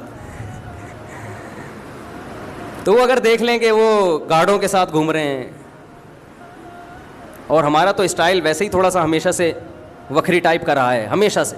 میں جب مدرسے میں پڑھتا تھا تو مدرسے کے مالدار طلبہ جو مجھ سے 10 گنا زیادہ مالدار تھے, وہ مجھے اپنے سے زیادہ مالدار سمجھتے تھے میرے لائف اسٹائل کی وجہ سے. کیونکہ ہمارے خاندان نے ہمیں یہ سوچ دی کہ سوچ غریبوں والی, بولو بھائی, کھاؤ پیو موج, جو حلال نعمتیں اللہ نے دی ہیں. تو آپ بھی کہہ سکتے یار یہ باتیں کر رہے ہیں موت کی, اور مثالیں گاڑیوں کی, اور یہ جو وہ بزرگ نے کہا تھا. اور بھائی دنیا رکھنے پر گورنمنٹ کی طرف سے بھی اللہ کی طرف سے بھی کوئی پابندی نہیں ہے. دل میں جگہ مت دو, یہ کھلونے مٹی کے, اللہ نے وسائل دیے رکھ لو, نہیں ہے کچھ بھی نہیں ہے. گدھے پہ گھومو, پیدل جاؤ. میں تو کہتا ہوں چنچی کا جو مزہ ہے, حقیقت بتاؤں آپ کو, جو مزہ چنچی میں ہے, W11 میں تو جو نہیں بیٹھا وہ دنیا کا بدقسمت انسان ہے. کسی انگریز کو W11 میں بٹھاؤ, یہ مزدائیں تو ختم ہو رہی ہیں چنچیوں کی وجہ سے. یہ غلط ہو رہا ہے. مزدہ تو ہمارے کراچی کا کلچر ہے یار, مزدہ, اس کو ختم نہیں ہونا چاہیے. ہم نے بچپن میں بہت مزداؤں میں سفر کیا, بڑا اپنا ہی اس کا مزہ ہے بھائی. وہ جب نہیں چلاتا نا, حقیقت ہے, جب گرمی ہو, پسینے چھوٹ رہے ہوں اور وہ نہیں چلا رہا ہو, اور پیچھے سے جو لوگ آوازیں کستے ہیں, ابے اس کو نیمبو چٹا, ایسی آوازیں ہم نے سنی ہیں, ابے اس کو نیمبو چٹا, یہ نہیں چلے گا ورنہ. اور وہ بھی ایسا ڈھیٹ, بس تھوڑا سا ہلکا سا ایکسیلیٹر دے گا پھر کھڑا ہو جائے گا. اس سے جو اعصابی قوت پیدا ہوتی ہے, آپ کشتے کھا لو, آپ کے اعصاب میں وہ طاقت پیدا نہیں ہوگی. برداشت, حقیقت بتا رہا ہوں آپ کو. تو اس کا اپنا مزہ ہے بھائی. ریڑیوں پہ ہم نے لوگوں کو سوتے ہوئے دیکھا ہے یار, ٹماٹر بیچ رہے ہیں, ختم ہو گئے, وہیں ریڑی پہ سو گئے. کیسے مزے کی زندگی ہے. دنیا سے دل مت لگاؤ, اللہ دولت میں بھی سکون دے گا, غربت میں بھی. اور اگر دنیا سے دل لگایا نا تو کروڑ پتی بھی بن جاؤ گے تو سکون نہیں ملے گا. بار بار روزانہ اب مسافر خانہ, اب سب دھرا رہ جائے گا. پیسہ کماؤ, باتیں نہ کرو زیادہ. ہر وقت وہی سوچ, صبح اٹھتا ہے وہی, شام کو وہی سوچ کے سوتا ہے, پھر صبح اٹھتا ہے وہی سوچ. مرے گا ایک دن, قبر میں اترے گا, بولے گا یار کس چیز میں ٹائم برباد کر کے آ گیا. اور قرآن کیا کہتا ہے, وَلَن يُؤَخِّرَ اللَّهُ نَفْسًا إِذَا جَاءَ أَجَلُهَا. اللہ فرماتے ہیں جب تیری موت کا وقت آئے گا نا, پھر تو کہے گا اتنا صدقہ کر دیا میں نے اللہ, اے اللہ یہ میرا فلاں جگہ صدقہ, فلاں مدرسے کو, فلاں غریب کو, فلاں یتیم خانے کو. اللہ فرماتے ہیں اب نہیں. جب کھاتا پیتا تھا نا, پیسے کی ضرورت تھی, اس وقت کرتا صدقہ, اس وقت کرتا. یہ اس کی علامت تھی, دنیا کو مسافر خانہ سمجھتا. اب تو مر رہا ہے, اب تو پتہ چل گیا. نبی صلی اللہ علیہ وسلم نے فرمایا انسان صدقے کو ڈیلے کرتا ہے کہ ابھی کل, پھر جب مرنے لگتا ہے کہتا ہے اتنا فلاں کو دے دینا, اتنا فلاں کو. فرمایا قد کان لفلان, اب تو یہ تیرے وارثوں کا حصہ ہے, اب تو نکل یہاں سے. اور وارث انجوائے کر رہے ہوتے ہیں کہ ہم کھائیں گے. او بھائی تم بھی نہیں کھاؤ گے, کل جو تمہارے باپ پر وقت آیا ہے کل تم پر بھی یہ وقت آئے گا. تو زیادہ فری ہونے کی کوشش مت کرو, زیادہ خوشیاں نہیں مناؤ. ایسا کرتے تھے تو اس لیے اس کو ترویہ روح سے نکلے, آرام. میروہا عربی میں پنکھے کو کہتے ہیں نا, ہوا دیتا ہے آپ کو. استراحت آرام کو کہتے ہیں. ترویہ میں را واو ہا آ رہا ہے, ریسٹ کو کہتے ہیں. تو 4 رکعتوں کے بعد تھوڑا سا اسٹے کرتے تھے, تو اس لیے 4 رکعت کو ترویہ کہا. تو اگر یہ 8 رکعتیں ہوتی تو یہ 4 کے 2 مجموعے ہوتے, ترویحتین کہا جاتا ہے اس کو. سمجھتے ہو کہ نہیں سمجھتے؟ اور پھر وہی بات ہے کہ بخاری میں کہاں ہے, بخاری میں تراویح کا رکعتوں کا تذکرہ ہے ہی نہیں. تہجد کا ہے, جو 8 رکعتیں رمضان میں بھی پڑھتے تھے اور غیر رمضان میں. تو اس میں تو تراویح کا کوئی تراویح تو 3 دن پڑھ کے چھوڑ دی, اس کے بارے میں بخاری میں نہیں ہے کتنی رکعتیں تھیں. تو دیگر دلائل سے پتہ چلتا ہے کہ ہمیں وہ 20 رکعتیں تھیں. سمجھتے ہو کہ نہیں سمجھتے؟ 20 نہ بھی ہونا, 8 پھر بھی نہیں تھی, 8 تو تھی نہیں کہیں بھی, ٹھیک ہے نا, کیونکہ اس کو تراویح. اور مجھے کوئی روایت دکھا دو حضرت عمر سے, ایک ضعیف روایت میں 8 رکعتیں منقول ہیں, اور جو معمول بہا روایت ہے جس کو فقہا محدثین نے لیا، اس میں 20 رکعتیں ہیں. تو ہم یہ دیکھتے ہیں کہ 8 والی ٹھیک ہے، یہ 20 والی. تو حضرت عمر کے دور میں اور اس کے بعد بھی پورے روئے زمین پر 8 والی موافقت کی ہمیں ایک حدیث بھی نہیں ملتی کہ دمشق میں، کوفہ میں کہیں بھی 8 پڑھی جا رہی ہوں. نہ عبداللہ بن مسعود سے، نہ حضرت علی سے، نہ جابر بن عبداللہ سے، نہ حضرت عثمان سے، کہیں بھی کخ بھی نہیں ملتا. تو یار یہ کون سی حدیثیں ہیں بھائی جن پر تمہیں سمجھ میں آ رہا ہے؟ نہ عبداللہ بن مسعود کی سمجھ میں آئی، نہ علی بن ابی طالب کی سمجھ میں آئی، نہ جابر بن عبداللہ کی، نہ حضرت عثمان کی، نہ حضرت علی کی، کسی کی بھی. اور بھی بہت سارے صحابہ ہیں. تو قرآن و سنت کی ایسی تشریحات کر رہے ہو یار جو کسی کی بھی، نہ ابو حنیفہ کی، نہ امام شافعی کی، نہ امام مالک کی، نہ امام احمد بن حنبل کی. پتہ نہیں کون سی چیزیں مارکیٹ میں لائے ہو تم. اور اگر حرم کو لینا ہے تو امام حرم میں کبھی دیکھا سینے پہ ہاتھ باندھتے ہوئے؟ امام حرم میں تو نہ مسجد نبوی میں، نہ مسجد کہیں بھی نہیں. سینے پہ ہاتھ باندھنے کے بھی ایک ضعیف روایت ہے، اور ضعیف ہونے کی وجہ سے چاروں اماموں میں سے کسی نے بھی نہیں لیا اس کو. اس لیے آپ کو امام حرم بھی یہاں ہاتھ باندھتے ہوئے نظر آئیں گے، اور مسجد نبوی میں بھی، ہر جگہ ایسا ہی ہے. تو آپ قرآن و سنت کی وہ تشریح کر رہے ہو جو کسی کی بھی کھوپڑی میں نہیں آئی ہے، اس پہ لیبل لگا رہے ہو قرآن و سنت کا. اور ہم جب بات کرتے ہیں تو فوراً کہتے ہیں تو اندھے مقلد ہیں. تو بھائی ہم اندھے مقلد نہیں ہیں، ہم علی وجہ البصیرہ کسی کو فالو کر رہے ہیں کائنڈلی. ٹھیک ہے نا، کائنڈلی. لوگ کہتے ہیں میرا لہجہ سخت ہوتا ہے، تو کائنڈلی کہہ دیا تو نرم ہو گیا. اور جو ہمارے خلاف بول رہے ہیں ان کا لہجہ دیکھا آپ لوگوں نے کیسا ہوتا ہے؟ وہ ہمیں بتا رہے ہوتے ہیں کہ لہجہ جو ہے وہ بڑا سخت ہے. کچھ دن پہلے ایک اہل حدیث عالم سے میری تھوڑی سی واٹس ایپ پہ بات چیت ہوئی نا، میرے خلاف انہوں نے کلپ بنایا بڑا سخت لہجے میں. تو میں نے کہا یہ آپ کیسے، یہ کیا ہے اس میں؟ تو انہوں نے کہا آپ نے بھی تو رپلائی کیا تھا نا. تو میں نے کہا میں نے تو آپ کے جواب میں جواب کہا تھا، آپ نہ کرتے تو میں بھی نہیں جواب دیتا. تو پھر انہوں نے میرے خلاف جو شدت اختیار کی نا، میں نے کہا وہ تو آپ کے ناصر الدین البانی بھی یہی کہتے ہیں جو میں کہہ رہا ہوں، اور فلانے بھی یہ کہتے ہیں. یعنی پورے مسئلے میں تو ناصر الدین البانی کی رائے کو نہیں ہم لے رہے، ایک خاص مسئلے میں کہ وہ بھی یہی کہتے ہیں، لے نہیں رہے، ان کا بتا رہے ہیں. تو انہوں نے کہا ہم ان کی رائے کو نہیں مانتے، وہ ایک عالم تھے لیکن ہمارا ان سے اختلاف ہے. میں نے کہا اب دیکھو، اب ایک اہل حدیث عالم کی بات آئی نا، تو کتنی تمیز سے آپ نے اپنا اختلاف ریکارڈ کروایا کہ چونکہ وہ اہل حدیث عالم ہیں، وہ ان کی ذاتی رائے ہے، ہم اس کو فالو نہیں کرتے. میں نے کہا یہی جب کسی کوئی اور مسلک کا عالم کسی آپ کی رائے کا اختلاف ہوگا تو تمیز آپ کے زبان سے کیا ہو جاتی ہے؟ شارٹ. پھر آپ کہتے ہو قرآن حدیث میں یہ ہے اور یہ کیا بول رہے ہیں، قرآن حدیث میں یہ اور یہ کیا بول رہے ہیں. وہی اہل حدیث نے اختلاف کر لیا تو وہ بھائی علماء کا اختلاف ہوتا ہے. ابو حنیفہ کریں گے تو علماء کا اختلاف نہیں ہوتا.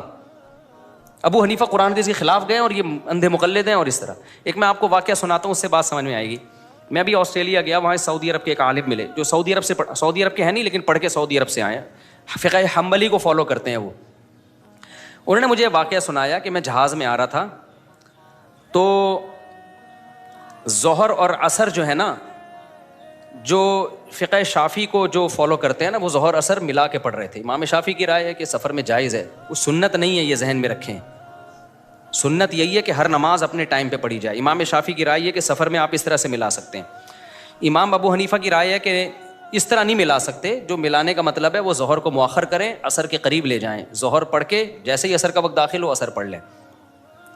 تو کہتے ہیں وہاں کچھ متشدد حضرات بیٹھے ہوئے تھے جو یہی صبح و شام فتوے لگاتے ہیں. تو کہتے ہیں میں نے ان سے کہا کہ بھائی جب ہم آرام سے اپنے مقام پہ پہنچ جائیں گے تو ہمیں ملانے کی ضرورت کیا ہے، کوئی ٹینشن تھوڑی ہے. تو سنت اور افضل تو یہی ہے کہ ہم اپنے مقام پہ جا کے عصر پڑھ لیں گے. ابھی ظہر کا وقت ہے، جب ہم مقام پہ پہنچیں گے عصر میں لمبا وقت ہوگا تو ہم جو احتیاط پر عمل کرتے ہیں نا وہاں پڑھ لیں گے. ہم کہہ رہے ہیں وہ برس گئے میرے اوپر، نہیں یہ تو سنت ہے، حدیثوں میں آتا ہے، تم یوں ہو، حالانکہ وہ خود حنبلی ہیں. کہتے ہیں میں نے کہا بھائی امام حنیفہ کی ایک رائے ہے اور امام شافعی کے نزدیک بھی افضل یہی ہے کہ جمع نہ کی جائے. اور دوسرا امام شافعی کے نزدیک کوئی اگر جمع کرتا ہے نا تو اس میں پہلے سے جمع کی نیت ہونی چاہیے. پہلے سے نیت تو ان کی تھی نہیں، یہ تو کنفیوز تھے. تو یہاں تو امام شافعی کے نزدیک بھی درست نہیں ہے اس موقع پہ. کہہ رہے ان کو میں سمجھا رہا ہوں، کہہ رہے نہیں ہم قرآن و سنت کو مانتے ہیں. کہہ رہے میں نے آخر میں کہا کہ شیخ صالح العثیمین کا یہ فتویٰ ہے، اس میں لکھا ہوا ہے کہ افضل یہی ہے کہ ہر نماز اپنے ٹائم پہ پڑھی جائے. جمع کرنا یہ رخصت ہے، عزیمت نہیں ہے. افضل یہی ہے کہ نہ کرو جمع. کہہ رہے چپ ہو گئے ایک دم.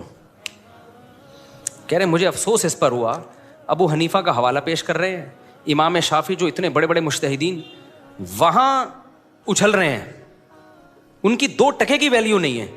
جہاں شیخ صالح العثیمین, وہ بھی ہمارے لیے قابل احترام ہے رحمہ اللہ, بڑے بزرگ عالم تھے, آج کے عالم کا حوالہ دیں گے تو فوراً کیا ہو گئے, چپ ہو جاتے ہیں. تو یہ جو جتنے بھی آج کل آپ کو لوگ نظر آ رہے ہیں نا جو کہتے ہیں ہم کسی کی تقلید نہیں کرتے, بھائی جان یہ ہم جتنی ابو حنیفہ کی کرتے ہیں نا اس سے زیادہ یہ لوگ ان مذہبی اسکالرس کی تقلید کر رہے ہوتے ہیں, سمجھ رہے ہو. یہ ان کی کسی غلطی کو غلطی ماننے کے لیے تیار نہیں ہوتے, تو یہ زیادہ مقلد ہوتے ہیں. اور کچھ تو جہالت کی وجہ سے کر رہے ہوتے ہیں تقلید, خود علم ہوتا نہیں ہے تو ان کے چند حوالوں سے متاثر ہو جاتے ہیں. اچھا بھائی مفتی صاحب, روزہ ثواب کی نیت سے رکھنے کی ہمت یا دل نہیں چاہ رہا ہو, لیکن وہ اس لیے روزہ رکھتا ہے کہ پیٹ صاف اور بدہضمی نہ ہو, تو کیا یہ درست ہے یا تقویٰ کے خلاف ہے؟ اس طرح بعض دفعہ خالص اللہ کی رضا کے لیے فرائض یا نوافل میں دل نہیں لگتا مگر جنت کی لالچ میں, تو جنت کی لالچ میں تو کرنا اخلاص ہی ہے بھائی, تو اچھی طرح رہنمائی فرمائیں. دیکھو آپ کا روزہ رکھنے کا دل نہیں کر رہا تھا, آپ نے یہ سوچ کے رکھا کہ صحت اچھی ہو جائے گی اس سے, پھر بھی ثواب ملے گا, حالانکہ آپ کی نیت صحت کی ہے روزے کی نہیں ہے, لیکن کم ملے گا ثواب. آپ کہہ سکتے ہو یہ تو اللہ کے لیے رکھ ہی نہیں رہا میں, بھائی یہ اللہ کے لیے ہے. وجہ اس کی ہے کہ اگر صرف فاسٹنگ بڑھائے فاسٹنگ ہوتی تو وداؤٹ روزہ بھی ہو سکتی ہے. وہ سمجھتے ہیں کہ نہیں سمجھتے؟ آپ رات کو 12 گھنٹے فاسٹنگ کر لو, کیا خیال ہے؟ دن میں 12 گھنٹے کی کیا ضرورت ہے؟ پھر صبح سحری کا 1 گھونٹ پانی پینے کی کیا ضرورت ہے؟ پھر افطاری میں کھجور کھانے کی, کیونکہ جب آپ روزہ رکھو گے نا تو ان تمام لوازمات کے ساتھ رکھو گے. صبح سحری میں آپ کو اٹھنا پڑے گا, نہیں بھی اٹھے چلو رات کو کھانا کھا کے نیت کر کے سو گئے تو افطاری تو ہوگی نا. اور دوسرا آپ پر شریعت کا حکم لاگو ہوگا کہ عام فاسٹنگ جب آپ کر رہے ہوتے ہو خالی صحت کے لیے, اس میں بیچ میں آپ کی نیت خراب ہو گئی, آپ نے چائے پی لی, تو نہ گناہ ملے گا آپ کو اور نہ اس کی قضا واجب ہوگی آپ کے اوپر. یہاں جب آپ نے فاسٹنگ کی ہے تو تمام شرعی احکام آپ کی طرف متوجہ ہو جائیں گے. اب بیچ میں ڈاکٹر نے کہا کہ کوئی فائدہ نہیں ہے روزہ رکھنے کا, آپ کی تو پہلی کولیسٹرول آپ میں ختم ہو چکا ہے, تو اب یہ کہہ کے آپ روزہ توڑو گے نہیں, چونکہ میں نے تو صحت کے لیے روزہ رکھا تھا, تو اب چونکہ اب کوئی ڈاکٹر کہہ رہے ہیں آپ فاسٹنگ توڑ دو, تو آپ کہو گے بھائی روزہ کیا ہے, وہ میرے لیے توڑنا بلا ضرورت جائز نہیں ہے, اس کو کمپلیٹ کرنا پڑے گا. دوسری بات یہ اگر توڑ دیا تو بعد میں قضا رکھنی پڑے گی. تو اس سے پتہ چلتا ہے کہ آپ کے پاس صحت بنانے کے 2 آپشن تھے, ایک روزہ رکھے اور ایک روزہ رکھے بغیر. آپ نے کہا روزہ چونکہ عبادت ہے تو چلو اس بہانے عبادت کر لو, تو ایک اچھے راستے کا انتخاب یہ بھی کیا ہے, نیکی ہے. نہیں آئی کھوپڑی شریف میں بات, بھائی یہ بھی تو ایک نیکی ہے نا. اس کی مثال ایسے ہے, نبی صلی اللہ علیہ وسلم نے فرمایا کوئی شخص اپنی زوجہ سے اپنی خواہش پوری کرتا ہے اس پہ بھی ثواب ملتا ہے.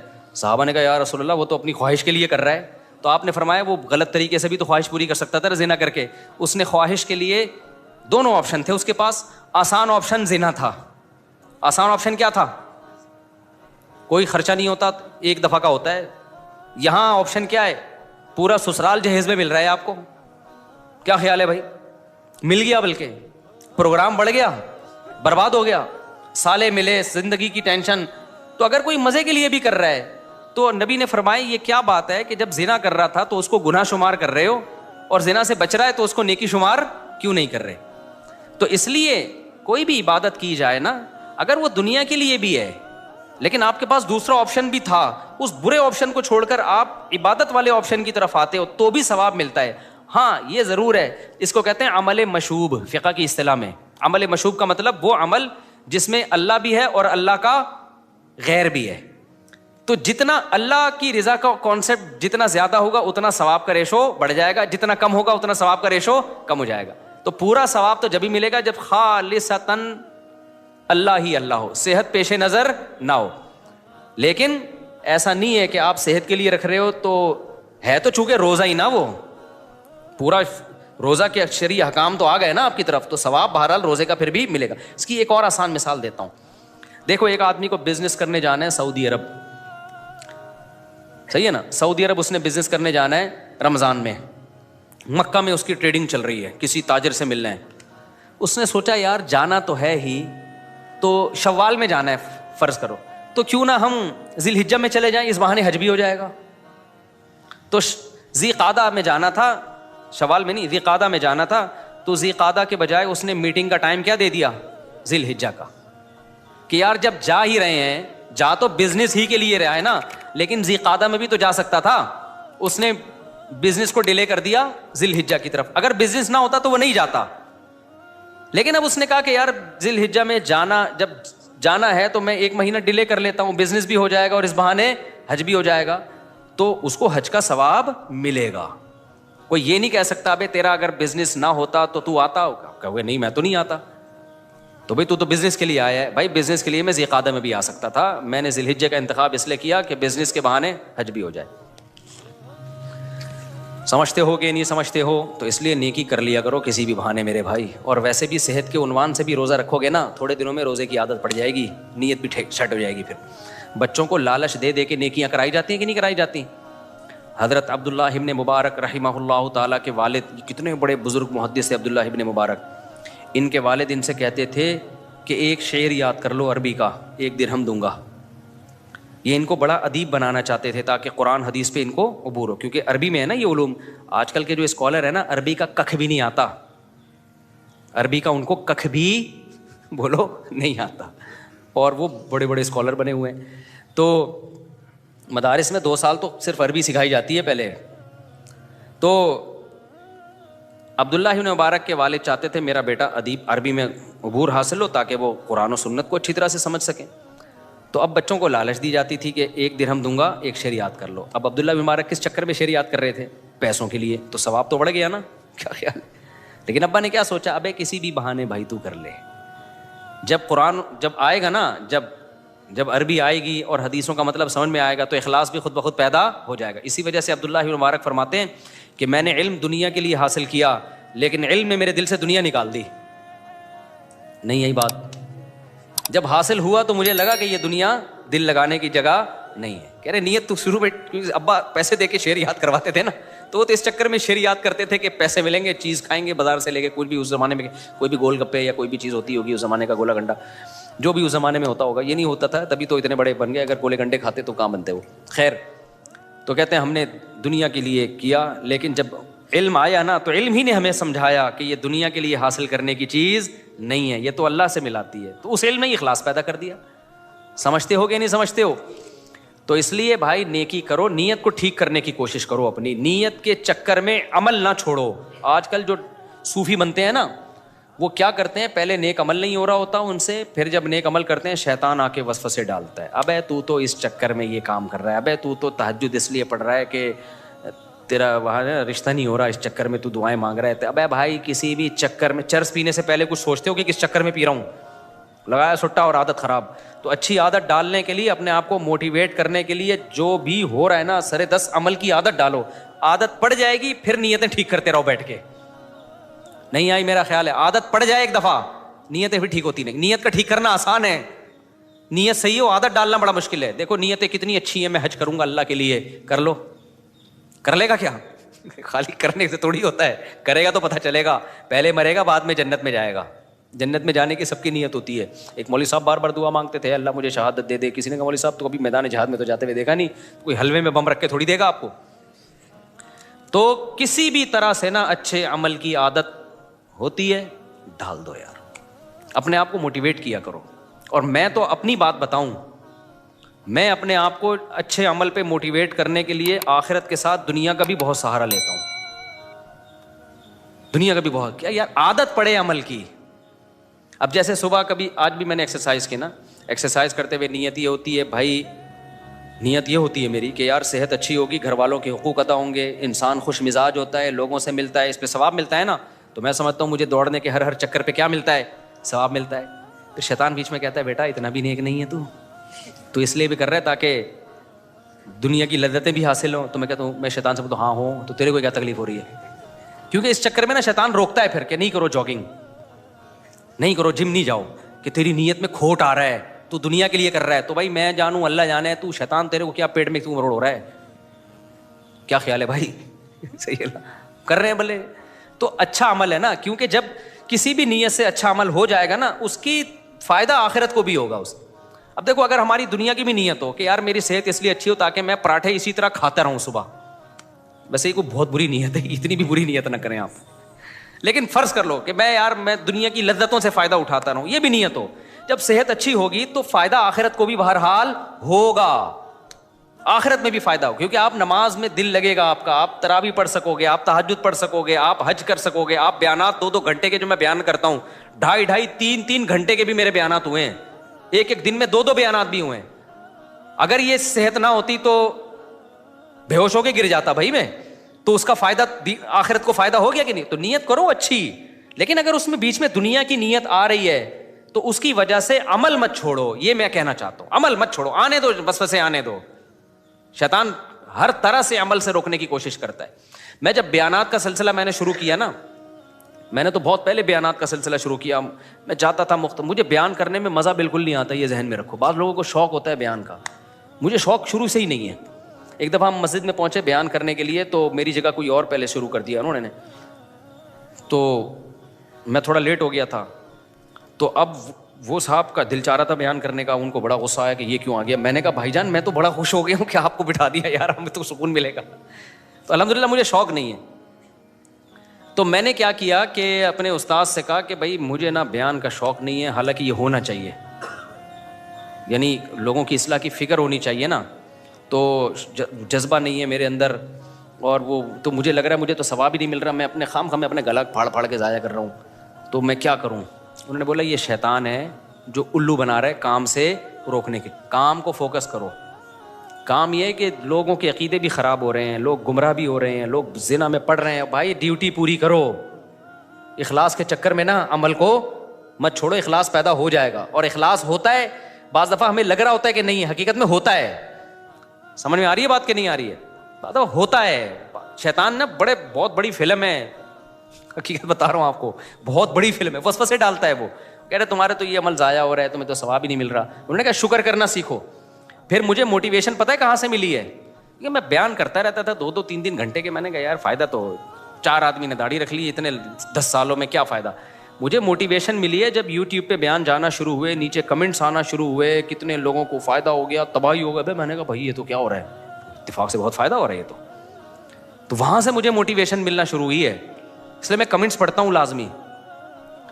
اچھا بعض دفعہ انسان کسی چیز کو ہلکا سمجھ رہا ہوتا ہے, اسے نہیں اندازہ ہوتا کہ اس کا کیا کیا اثر پڑ رہا ہے. پڑھے لکھے لوگوں نے جب بتایا نا, ہم ملحد ہو چکے تھے. میں نے ایک واقعہ سنایا نا, میں بھی ترکی جا رہا تھا, تو میرے ساتھ ایک دوست بیٹھے ہوئے تھے. انہوں نے مجھے کہا کہ آپ کے بیان میں لطیفوں کے علاوہ کچھ بھی نہیں ہوتا. مجھے تھوڑا سا افسوس تو ہوا سن کے. میں نے کہا شاید ایسے ہی ہوگا, اب اس سے آدمی ڈی موٹیویٹ ہوتا ہے. کیا خیال ہے؟ آدمی کہتا ہے پھر چھوڑو تو پھر کیا ہے. بہت لوگ مجھے یہ کہتے تھے, ابے بھائی آپ کے تو لطیفے ہیں, چٹکلے ہیں. شروع میں کمنٹس میں بھی ایسی باتیں بہت ہوتی تھیں. تو موٹیویشن کیسے ملتی ہے؟ ایسے ہی میں بیٹھا ہوا ہوں, ترکی جا رہا, ہمارے استاد تھے جامعہ کے, انہوں نے بولا آپ تو لطیفے سناتے ہو, بس اس لیے آپ اتنے وائرل ہو گئے نا, اور اس لیے اتنا پھیل گئے دنیا میں. تو میں نے کہا یار یہ مجھے عجیب سا لگا تو صحیح, لیکن میں نے کہا شاید ہو ایسا. اللہ کی قدرت.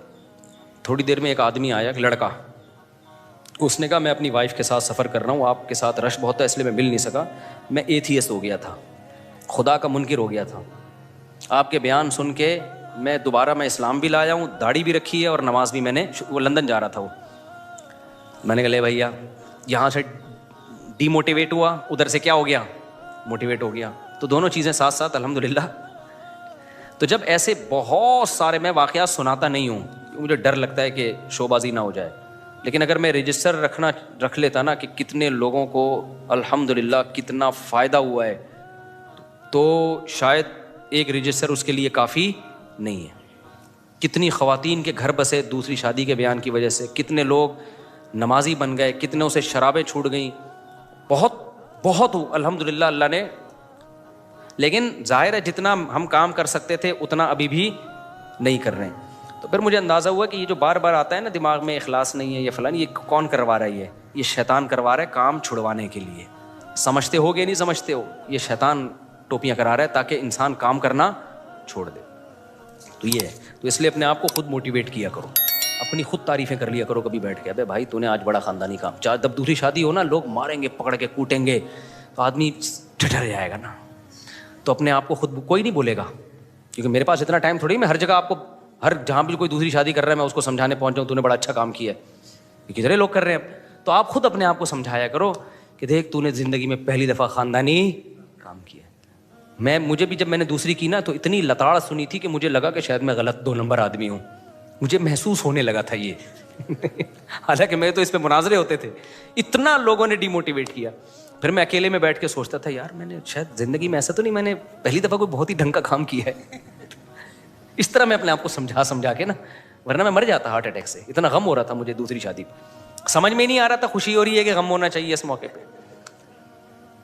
کبھی سوچتا تھا میری شادی ہوئی ہے تو لڈو اور موبائل دیکھتا تھا میسیجز کے ادھر ادھر, ہر آدمی کا منہ لٹکا ہوا, تو پتہ نہیں عجیب کنفیوژن والی حساب کتاب. اور ایسے ہی لوگ دوسری کر کے آ رہے ہوتے ہیں میرے پاس. ابھی ایک مولوی صاحب آئے, اتنے غمزدہ, پھوٹ پھوٹ کے رونے والی کیفیت ہو رھی تھی ان کی. کہہ رہے میں نے بیوہ سے شادی کی ہے, پتہ نہیں کیا کر لیا میں نے, اتنی لتاڑ رہے ہیں لوگ. تو مجھے بڑا ترس آیا نا, بڑی مشکل سے میں نے آنسو روکے اس کے جو چہرہ دیکھ کے نا, میں نے کہا مجھے لگ رہا تھا, میں نے اس کو کہا نا مبارک ہو, تو یہ اٹھا کے تھپڑ نہ لگا دیں. تھپڑ نہ لگا دیں. ایک نے تو دوسری کی نا, اتنی ٹینشن میں آیا. میں نے کہا مزید کا ارادہ, کہہ رہے بھاڑ میں جائیں 4 شادیاں, یہ اس کے الفاظ تھے. کہہ رہے بھاڑ میں گئیں 4 شادیاں. تو ایسے موقع پہ آپ اپنے آپ کو خود کیا کرتے ہیں, موٹیویٹ. دیکھو غلط نہیں ہے اس میں, غلط کیا ہے. بہرحال یہ بڑی لمبی کہانی ہے, کبھی آپ کر کے آئیں تو پھر میں انشاءاللہ آپ کو تھپکی دوں گا. تو میں نے اس مولوی صاحب سے کہا, میں نے کہا یار, کہہ رہے مجھے لگ رہا ہے میں کوئی گنہگار ہوں, میں نے غلط کیا ہے. حالانکہ بیوہ سے اس کے یتیم بچے بھی پال رہا ہے یار ایک آدمی. کہہ رہے مجھے لگ رہا ہے میں غلط کیا. واقعی اس کو لگ رہا تھا, اس کے چہرے سے لگ رہا تھا یہ شرمندہ ہے. تو میں نے ان سے کہا, میں نے کہا اللہ کی قسم شاید زندگی میں آپ نے اگر کوئی نیکی کی ہے نا تو پہلی دفعہ یہ ایک نیکی کا کام کیا ہے. میں نے کہا اس پہ گھبرانا بالکل بھی آپ نے نہیں ہے, ایک ہی کام کیا ہے آپ نے اور اسی پہ آپ کو شرمندگی ہو رہی ہے. میں نے کہا نماز تو سارے مولوی پڑھتے ہیں یار, داڑھی والے. آپ نے بھی ٹوپی پہن کے کون سا, میں پگڑی پہنتا ہوں. آپ خالی ٹوپی پہنتے ہو, میں کیا پہنتا ہوں, پگڑی. یہ کام تو بہت سے لوگ کر رہے ہیں دنیا میں. یہ کام خاندانی کیا, ایک عورت کو برائی سے بچا لیا, اس کو شیلٹر دے دیا, پہلی دفعہ خاندانی کام کیا ہے. تو کہہ رہے ہیں کہ پھر جو اتنے غم. میں نے کہا یار گریبان کھولو اور بائک یا گاڑی اگر چلاتے ہو نا, اس کو پیچھے لکھو موسٹ وانٹیڈ. میں نے کہا اس کو انجوائے کرو, انجوائے. میں نے کہا دیکھو جو محلے کے بدماش ہوتے ہیں نا, یہ جو بڑے بڑے ڈکیت نہیں ہوتے, جب یہ جیلوں میں جاتے ہیں, ان کی آپس میں ملاقاتیں ہوتی ہیں, یہ سارے جرم کر کے ان کو پھانسیوں کی سزائیں ہوتی ہیں.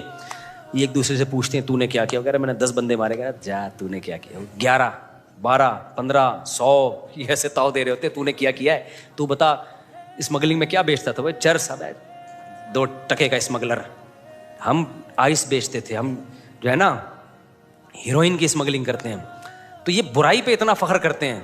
تو آپ نے زندگی میں ایک ڈھنگ کا کام کیا, موسٹ وانٹیڈ لکھو اپنی بائک کے پیچھے. بول رہے ہیں جس نے جو اکھاڑنا ہے اکھاڑ لے, ایسی کی تیسی. اتنا خوش ہو کے گیا نا وہ بندہ, خوش ہو کے گیا. مجھے لگا یہ مرنے سے کم از کم بچ جائے گا, لیکن اگلے دن پھر وہی کیفیت ہو جاتی ہے دوبارہ. یہ تجربہ ہے میرا. تھوڑی دیر کے لیے ایک ملتا ہے سکون, کہتا ہے ایسی کی تیسی, پھر اگلے دن پھر وہی ٹھس. تو اپنے آپ کو خود موٹیویٹ کیا کرو. جب رمضان گزرتا ہے, آخری بات کر کے بس میں ختم کرتا ہوں, یہ پھر سوالات اتوار کو دیں. رمضان جب ہوتا ہے نا, رمضان, آپ کہو گے مولوی صاحب کیسی باتیں کر رہے ہیں, ہم تو ان سے یہ توقع نہیں رکھتے تھے, لیکن بھائی ہم تو کمزور لوگ ہیں. رمضان کے جب 29 یا 30 روزے گزرتے ہیں, سب لوگ ہی روزے رکھتے ہیں, میں کوئی اکیلا تو نہیں ہوں نا روزے رکھنے والا. تراویحیں سبھی پڑھتے ہیں, ہم کوئی اکیلے تو نہیں ہیں. قرآن رمضان میں سبھی ختم کرتے ہیں, ہم کوئی اکیلے تو نہیں ہیں. لیکن خدا کی قسم میں بہت خوش ہوتا ہوں جب رمضان گزرتا ہے نا. میں اللہ سے کہتا ہوں اللہ یہ تو سارے بہت نیک لوگ ہیں, ان کا رمضان روزے رکھ لیے, یہ تو ہوں گے بہت نیک. میں تو بڑا کمزور ہوں, میرے میں تو ہمت نہیں ہے کہ عام دنوں میں 30 روزے کنٹینیو رکھ لوں. رکھے جاتے ہیں نفلی روزہ, آدمی سوچتا ہے پھر کرتا ہے چلو کل رکھیں گے, چلو پرسوں رکھیں گے. رکھ لیتا ہے تو 1 رکھ لے گا, 2 رکھ لے گا, بہت زیادہ 10 رکھ لے گا. اے اللہ میں تو بڑا نالائق ہوں, میں نے تو بڑا تیر مارا ہے 30 روزے رکھے. یہ کس کو, اپنے آپ کو موٹیویٹ کرنے کے لیے. بھائی ایک نعمت ملی ہے, شکر ادا کرو یار. ہم ورنہ آسان ہے یار, کتنا بڑا اللہ کا کرم ہو گیا, اللہ نے ہم پہ فرض کر دیے. آپشنل رکھتا تو میرے بھائی میں اور آپ اتنی بڑی نیکی, اللہ آپشن دے دیتا نا کہ بھائی تو رکھنا چاہے تو رکھ لے, نہیں تو چھوڑ دے. تو ہم کہاں رکھ لیتے بھائی. اللہ نے کہا فرض ہے تمہیں رکھنے پڑیں گے. اتنا بڑا احسان ہو گیا اللہ کا ہم پہ کہ ہم سے 30 روزے لگاتار اس نے رکھوا لی, اور تراویح پڑھوا لی اس نے ہم سے, قرآن ختم کروا لیا ہم سے. تو میں تو بڑا خوش ہوتا ہوں, میں کہتا ہوں بھائی ہم تو بڑے نالائق ہیں, لیکن مجھے اللہ نے بڑا نوازا کہ 30 روزے رکھنے کی اللہ نے توفیق دی. اسی وجہ سے جب چاند گزرتا ہے تو لوگ رو رہے ہوتے ہیں, ہائے ہائے رمضان جا رہا ہے, ہم خوش ہوتے ہیں کہ یار اللہ میاں نے 30 روزے رکھوا کے اب ہمیں چھٹی دے دی, اب کھاؤ پیو. تو جب اللہ چھٹی دے دے گا ہم چھٹی پہ خوش ہوں گے, جب روزہ کہے گا تو ہم کیا رکھیں گے. کیا ہو گیا بھائی جان؟ بھائی عید کی خوشی ہے تو جو اللہ کہہ رہا ہے وہ کرو. اللہ کہہ رہا ہے عید کو خوشی مناؤ, تو پھر کیا ہے, پھر خوشی ہے. اور خوشی کس بات کی ہے کہ اللہ نے تمہیں 30 روزے رکھنے کی توفیق دی, جو فرض تھا وہ ادا ہو گیا, اب وہ فرض تم نے ذمہ داری پوری کر لی ہے. مزدور کو میں نے دیکھا ہے جب صبح سے لے کے شام تک دہاڑی کرتا ہے نا, اس کو پتا ہے میری ڈیوٹی پوری ہو گئی, اب مجھے دہاڑی ملے گی. غمزدہ ہوتا ہے یا خوش ہوتا ہے؟ لوگ سعودی عرب سے چھٹی پہ آ رہے ہوتے ہیں, یار سیلری لے کے, تنخواہ لے کے, پوری ڈیوٹی ہم نے کمپنی کا جو کانٹریکٹ تھا کمپلیٹ ہو گیا, جتنے لاکھ ملنے تھے مل گئے, اب کیا ہے چھٹی. تو خوشی خوشی آتے ہیں, بھاڑے مار مار کے رو رہے ہوتے ہیں. تو ایسے ہی رمضان میں اللہ نے کہا کہ بھائی پورے سال میں کھلاتا پلاتا ہوں, اب ایک مہینہ میرے لیے بھوکا پیاسا رہنا ہے. تو اللہ ہمیں رکھوا لیتا ہے, ہم تو بھائی اس پہ کیا ہوتے ہیں, خوش ہوتے ہیں. اور ہم اللہ سے کہتے ہیں اللہ ٹھیک ہے ہماری زندگی خطاؤں سے بھری ہوئی ہے, جہاں ان خطاؤں پہ ہمیں افسوس ہوتا ہے تو جو نیکی کے کام ہوتے ہیں ان پہ خوشی بھی تو ہونی چاہیے کہ نہیں ہونی چاہیے. اب عجیب بات ہے, گناہوں پہ غم تو ہو رہا ہے, نیکیوں پہ خوشی نہیں ہو رہی, تو یہ آدھا کام ہو رہا ہے, آدھا یہ خطرناک ہے, اس سے مایوسی پیدا ہوگی. تو جہاں نیکی سے خوشی, گناہوں پہ غم ہونا ضروری ہے, وہاں نیکی پہ خوشی ہونا بھی ضروری ہے. یہ ایمان کی علامت ہے. اگر نیکی پہ خوشی نہیں ہو رہی, صرف گناہوں پہ غم ہے, اس سے مایوسی آئے گی. اس سے جو تھوڑی بہت نیکیاں کر رہے ہو وہ بھی مارکیٹ سے کیا ہو جائیں گی, شارٹ. اور یہ بھی غلط ہے کہ نیکی پہ خوشی ہو گناہ پہ غم نہ ہو, یہ بھی غلط ہے. بعض لوگوں کو نیکی پہ خوشی ہوتی ہے, گناہ پہ غم نہیں ہوتا, یہ بھی غلط ہے. تو گناہ کر کے غم ہو اور نیکی کر کے راحت ملے, خوشی ملے, تو اس سے انسان کو فائدہ ہوتا ہے. اللہ بھی چاہتے ہیں کہ تم نیکی کر کے خوش ہوا کرو اور گناہ کر کے غم زدہ ہوا کرو. تو بچوں کو بھی, جب بعض ماں باپ کیا کرتے ہیں, بچوں کے ساتھ بڑی زیادتی کرتے ہیں, ان کے غلط کاموں پہ ٹوکتے تو رہتے ہیں, اچھے کام پہ تعریف نہیں کرتے کبھی. بہت خطرناک ہے, آپ بچے کو باغی بنا رہے ہو. دیکھا ہے میں نے, بعض باپوں کو دیکھا ہے, ماؤں کو دیکھا ہے, وہ کیا کر رہی ہوتی ہیں, بچہ جب الٹا کر کے آگے ایک تھپیڑ لگایا, وہ بیچارہ پورا گھوم جاتا ہے ایک چکر میں نا. تو اماؤں کے تھپیڑے زیادہ آج کل خطرناک چل رہے ہیں باپوں سے. تو باپ بھی اسی تھپیڑے کے ڈر سے تو چپ بیٹھا ہوا ہوتا ہے, حقیقت پورے گھوم جاتے ہیں بچے. لیکن یہ جی ماں ہے تو کچھ بھی کر لے, ایسا نہیں ہے بھائی. ماں ہے تو یہ تھوڑی کہ جو مرضی کرتی رہے بچے کے ساتھ. تو اس کی برائیوں پہ اس کو ڈانٹا جا رہا ہوتا ہے, اچھائیوں پہ اس کو اپریشیٹ نہیں کیا جا رہا ہوتا. تو یہ غلط ہے بھائی. نبی صلی اللہ علیہ وسلم سے ہمیں دونوں چیزیں ملتی ہیں. اور یہ جو ہے نا کہ کسی کے منہ پہ تعریف نہیں کرنی چاہیے, یہ وہ والی تعریف ہے جو مکھن لگانے کے لیے ہو یا جس سے سامنے والے کے بگڑنے کا اندیشہ ہو. موٹیویشن کے لیے تعریف کرنا یہ پیغمبر صلی اللہ علیہ وسلم سے ثابت ہے. نبی نے ایک صحابی سے فرمایا, ان فیک خصلتین, تمہارے اندر 2 خوبیاں ایسی ہیں, یحبہم اللہ ورسولہ, جو اللہ کو بھی بہت پسند اور اللہ کے رسول کو بھی بہت پسند ہے. ان صحابی میں 2 بڑی خوبیاں تھیں. تو لوگ تھوڑی ان کی تعریف کرتے تھے, نہ ان کو اپنی ان خوبیوں کے بارے میں خود پتا ہوگا. لیکن نبی نے فرمایا تمہارے اندر 2 کوالٹی بڑی زبردست. وہ کیا فرمایا, الحلم والانا, ایک جلد بازی نہیں ہے, اور ایک کیا ہے, بردباری, جلدی غصہ نہیں آتا تمہیں.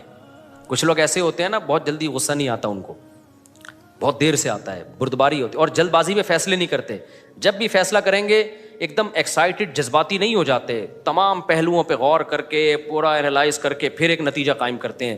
تو یہ بڑی کوالٹی ہے. تو نبی نے دیکھا ان صحابی میں یہ 2 کوالٹیاں, آپ نے فرمایا یہ بڑی خاندانی کوالٹی ہیں. صحیح ہے نا, اللہ کو اور رسول کو کیا مطلب اس پہ قائم رہنا. کوئی حوصلہ افزائی کرنے والا نہیں ہوتا تو انسان اپنی خوبیوں کو بھی خامیاں سمجھنا شروع کر دیتا ہے. سمجھتا نہیں ہے بات کو, جب نہیں پڑے گا رات کو تو نہیں سمجھے گا بات کو. اور آج کل توے پہ بیٹھے ہوئے لوگ آپ کو بہت ملیں گے. ان صحابی میں برداشت تھا تو اب بہت سے لوگوں میں برداشت نہیں, ہر وقت ایسے توے پہ بیٹھے ہوئے, ذرا سا چھیڑ دو تو ایک دم بھڑک جاتے ہیں نا. کچھ بول دو, ان کے سیاسی لیڈر کو ایک لفظ بول کے دیکھو آپ. ابھی سنا ہے کوئی قتل وتل بھی ہو گیا اس چکر میں, کے میں ایک سیاسی جماعت کے لیڈر نے دوسری سیاسی جماعت کے لیڈر کی برائی کی, اس نے اڑا کے بندہ ہی مار دیا. تو یہ چل رہا ہے مارکیٹ میں, کیونکہ تحمل, برداشت, بردباری کیا ہے, ختم چل رہی ہے. تو کسی میں کوئی خوبی ہو نا تو وہ بھی بتا دینی چاہیے, خامی ہو تو اعتدال سے وہ بھی بتانا ضروری ہے, ورنہ اپنی خوبیاں سن سن کے انسان چوڑے میں آ جاتا ہے. خامی ہو تو وہ بھی اعتدال کے ساتھ. میری خامی, میں آسٹریلیا میں تھا تو ایک, میں جا رہا ہوں تھوڑا سا ولاگ شلاگ بنا, ایک خاتون آئی, پردے میں تھی, انہوں نے کہا آپ سے مجھے 2 منٹ کی بات کرنی ہے. ان کے ہسبینڈ بھی ساتھ میں تھے. میں نے کہا ساتھیوں کا کہا آپ تھوڑا آگے, کہہ رہی پرسنلی بات, میں سائڈ پہ ہو گیا. کہتی ہیں آپ کے اندر 2 برائیاں بہت بری ہیں مفتی صاحب. میں نے کہا جی. ایک آپ ممبر پہ ہنساتے ہیں, یہ بالکل بھی مناسب نہیں, اور ایک اس طرح کے لطیفے سناتے ہیں آپ مجھے, کیونکہ میں تو 22 دن سے تعریفیں ہی سن رہا تھا. مفتی صاحب آئیے, سیلفی, آپ کا بیان سن کے میں مسلمان ہو گیا, آپ کا بیان سن کے میں نے داڑھی رکھ لی. تو جب وہ کہا نا تو میں نے کہا اچھا میں کوشش کروں گا انشاءاللہ. انسان کا بچہ, ان کو تو نہیں کہا کہ انسان کا بچہ, میں دل میں کہا کہ انسان. لیکن خدا کی قسم مجھے اچھا اس لیے لگا کہ یار کوئی تو ہو جو, کیونکہ وہ مجھے ان کی رائے سے اتفاق نہیں ہے بھائی. میرا تو نیچرل انداز ہے بیان کرنے کا, میں یہ لطیفے نہیں چھوڑ سکتا. میرا نیچرل, کوئی تکلف کر کے تھوڑی میں کوئی کر رہا ہوں بھائی. میرا یہ فطرت تھوڑی چینج ہوتی ہے انسان کی. لیکن مجھے یہ لگا کہ یار اگر سب تعریفیں کرتے رہیں نا, کوئی آپ کے منہ پہ آپ کی برائی نہ کرے, آپ تو ویسے ہی تباہ ہو جاتے ہو. کوئی تو ہو نا جس نے مجھے ٹوک دیا, تو مجھے تھوڑا سا اندر فیلنگ بھی ہوئی, تھوڑا سا دھواں بھی محسوس ہوا مجھے, ٹھیک ہے نا. اس سے انسان کم از کم مجھ میں اپنی برائی سننے کی برداشت تو پیدا ہوگی نا. اس خاتون کی رائے سے میں اگر متفق نہیں بھی ہوں تو کم از کم کوئی اور جب کرے گا تو اس کو سنوں گا تو صحیح نا. آج بڑا مسئلہ یہ ہے کہ آپ کسی کے کو کہہ ہی نہیں سکتے کہ آپ کے اندر یہ غلطی ہے, تو وہ ایک دم ایسا جذباتی ہو جائے گا, منہ سے جھاگ نکلنا شروع ہو جائے گا. بھائی تجھ میں اور فرعون میں کوئی فرق بولو نہیں ہے, اتنا کیوں غصہ آ رہا ہے؟ یہ غصہ اس کی علامت ہے کہ آپ نے اپنے بارے میں فرض کر لیا کہ میرے اندر کوئی خرابی ہو ہی نہیں سکتی. یہ فرض کرنا ہی غلط ہے. ہمارے ایک جاننے والے نا بات بات پہ اٹھ پٹ بہت غصہ ہوتے تھے. وہ مولوی صاحب اور کسی سلسلے کے بزرگ بھی تھے, وہ پتہ نہیں ہر وقت توے پہ بیٹھے رہتے تھے. وہ جوان آدمی تھے.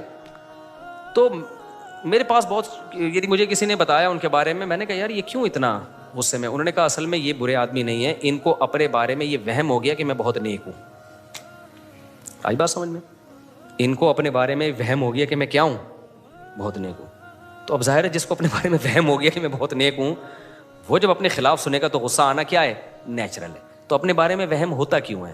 بولو بھائی ہم تمہارے جیسے نارمل ہیں, ہم کوئی بہت بڑی پہنچی ہوئی فلم نہیں. میں نے کبھی اپنے گھر کے بارے میں دعویٰ کیا کہ میرے گھر میں بہت سکون ہے اور میں 4 شادیاں کر کے بہت کامیاب لائف ہے, لوگوں آ جاؤ تم بھی اس راستے کی طرف؟ کبھی میں نے دعویٰ کیا یہ؟ کیونکہ میں نے دیکھا ہے 2-3 شادیوں والے نا بتا رہے ہوتے ہیں ابے مفتی صاحب ہم نے تو ایسا رکھا ہے ماشاءاللہ, بہنوں کی طرح رہتی ہیں, ہمارے گھر میں کوئی جھگڑا نہیں ہوتا, اور یہ ہوتا ہے اور وہ ہوتا ہے فلانا. میں نے کہا بھائی آپ کیا, آپ مریخ سے آئے ہوئے ہوں گے, ہم تو بھائی نارمل عام انسانوں کی طرح کے کیا ہیں بولو انسان. لوگ مجھے کہتے ہیں آپ کی 4 شادیاں کامیاب ہو گئیں, تجربہ کیسا رہا؟ اب آپ بتاؤ 2 کرنی چاہیے, کامیاب ہو گئی. میں نے کہا کامیابی کا مفہوم کیا ہے آپ کے ذہن میں؟ کامیابی کا مفہوم اگر یہ ہے کہ کوئی کسی قسم کی ٹینشن ہی نہیں ہے, تو میں نے کہا یہ تو جنت میں ہی ہوگی, یہ دنیا میں نہیں ہو سکتا, یہ نہیں ہو سکتا دنیا میں. اور اگر کامیابی کا یہ مفہوم ہے کہ میں کر کے پچھتا رہا ہوں, پچھتا نہیں رہا, تو میں نہیں پچھتا رہا, چاہے جتنی بھی ٹینشن ہو. کیا خیال ہے؟ جیسے کوئی ایک شادی کرے اور ٹینشن ہی ٹینشن ہو, تو وہ کیا کہے گا بھائی یہ والی غلط ہو گئی, یہی کہے گا نا. یہ تھوڑی کہے گا کہ ایک شادی نہیں کرنی چاہیے. تو اگر کسی کی 4 شادیاں بھی غلط ہو گئیں تو بھائی اس سے اسلام کا فلسفہ تھوڑی غلط ہو جائے گا, اس سے یہی ہوگا. تبھی یہ جو لوگوں کے یہاں طلاقیں ہوتی ہیں نا, میں ان سے بدگمان نہیں ہوتا. ابھی وہ شعیب ملک اور ثانیہ مرزا میں بھی طلاق ہوئی ہے نا, تو مجھے بہت لوگوں نے کہا کلپ بناؤ کلپ بناؤ. آسٹریلیا میں تھا, میں نے کہا کیا کلپ بنائے, نارمل ہے بھائی, کبھی میاں بیوی میں بنتی ہے کبھی نہیں بنتی. تو جب بنتی ہے تو اکٹھے رہتے ہیں, نہیں بنتی تو طلاق ہو جاتی ہے. کون سا اتنا بڑا طوفان ہو گیا یار, اس کو اتنا میڈیا پہ اچھالا کیوں جا رہا ہے؟ نہیں ہے میرا خیال بات سمجھ. اس کو ایسا ایمان کفر کا مسئلہ, انڈیا پاکستان کی جنگ گویا ہو گئی ہے, ہم ثانیہ مرزا کے ساتھ ہیں, دوسرا کہہ رہے ہم شعیب ملک کے ساتھ ہیں. مجھ سے پوچھا, میں نے کہا میں دونوں کے ساتھ ہوں. کیا خیال ہے بھائی؟ بھائی نہیں ہو یہ تو. اب اس میں نہ شعیب ملک کا میں سمجھتا ہوں قصور ہے, نہ ثانیہ مرزا کا قصور. تو جب پتا چلے گا جب دونوں کے گھنٹوں پوری تقریر سن کے فیصلہ کرے گا غلطی کس کی تھی. نارملی کیا ہے, بعض دفعہ دونوں کی غلطی نہیں ہوتی, پھر بھی نہیں بنتی دونوں میں, کیا ہے. دوسری بات یہ, اگر شعیب ملک غلط تھا یا ثانیہ ملک غلط تھی تو کرنا کیا, جب علیحدہ ہو گئے تو اب جو مرضی غلط تھا تو وہ جانے, اللہ جانے. کیا خیال ہے؟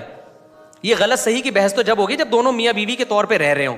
پھر ثانیہ مرزا مجھ سے, ثانیہ مرزا نام ہے نا, ثانیہ مرزا مجھ سے رابطہ کر کے کہتی شعیب ملک میرے حقوق ادا نہیں کر رہا. مجھ سے رابطہ نہیں کرتی تو پھر میں اس بحث میں نہیں پڑتا. مجھ سے کوئی کہتے شعیب ملک یہ کر رہا ہے, میں کہنا بھائی وہ جو کر رہا ہے وہ اس کی بیوی جانے, اور ثانیہ مرزا جو کر رہی ہے وہ اس کا شوہر جانے. مجھ سے تھوڑی انہوں نے باپ بنا کے پوچھے ہیں کہ ہم کون صحیح ہے کون غلط ہے. کتنی بھی کمپلین میاں بیوی کی آئے نا, بولو ان کا پرسنل معاملہ ہے. جب یہ ہمارے پاس فیصلہ لائیں گے پھر ہم فیصلہ کریں گے. جب تک میرے پاس نہیں ہے تو وہ میاں بیوی بھائی تو جو مرضی کرے, یہ ہمارا ہیڈک, بولو نا, ان کا پرسنل معاملہ ہے.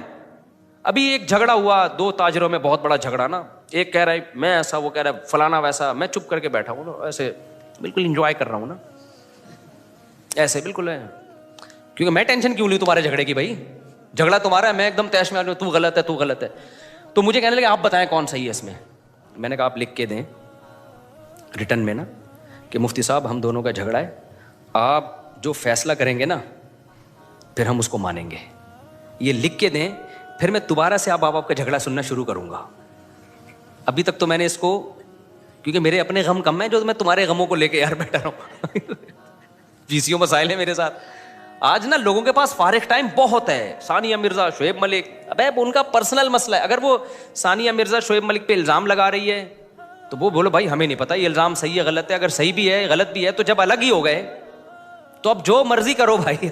تو پروگرام بڑھ گیا, ٹھیک ہے نا, کیا ہو گیا. تو جب تھے تو اس وقت وہ, میں جلدی سے وہ تاجروں کا قصہ مکمل کر دوں تاکہ آپ کو پتہ چلے میں کیا کہنا چاہ رہا ہوں. میاں بیوی کے معاملات میں بھی ایسے ہی کیا کرو. تو جب وہ الزام لگایا نا وہ دو تاجروں نے یوں ہے, میں نے کہا بھائی لکھ, اگر مجھ سے پوچھ رہے ہو نا کون صحیح ہے تو ریٹن میں دونوں لکھ کے دو. زبانی کلامی نہیں ہوگا تاکہ مکر نہ سکو آپ, اور پورا پراپر وے میں لکھ کے دو. جھگڑا کیا ہے, پھر اپنا فون نمبر بھی ڈالو, میں اس کو پہلے پراپر پڑھوں گا, سمجھوں گا, پھر کراس کویشچن کر کے اس کی تنقیح کروں گا, اور پھر لیٹر پہ آپ نے لکھ کے دینا ہے کہ جو فیصلہ مفتی صاحب نے کیا ہم اس کو مانیں گے, ہمارے پاس فالتو ٹائم نہیں ہے.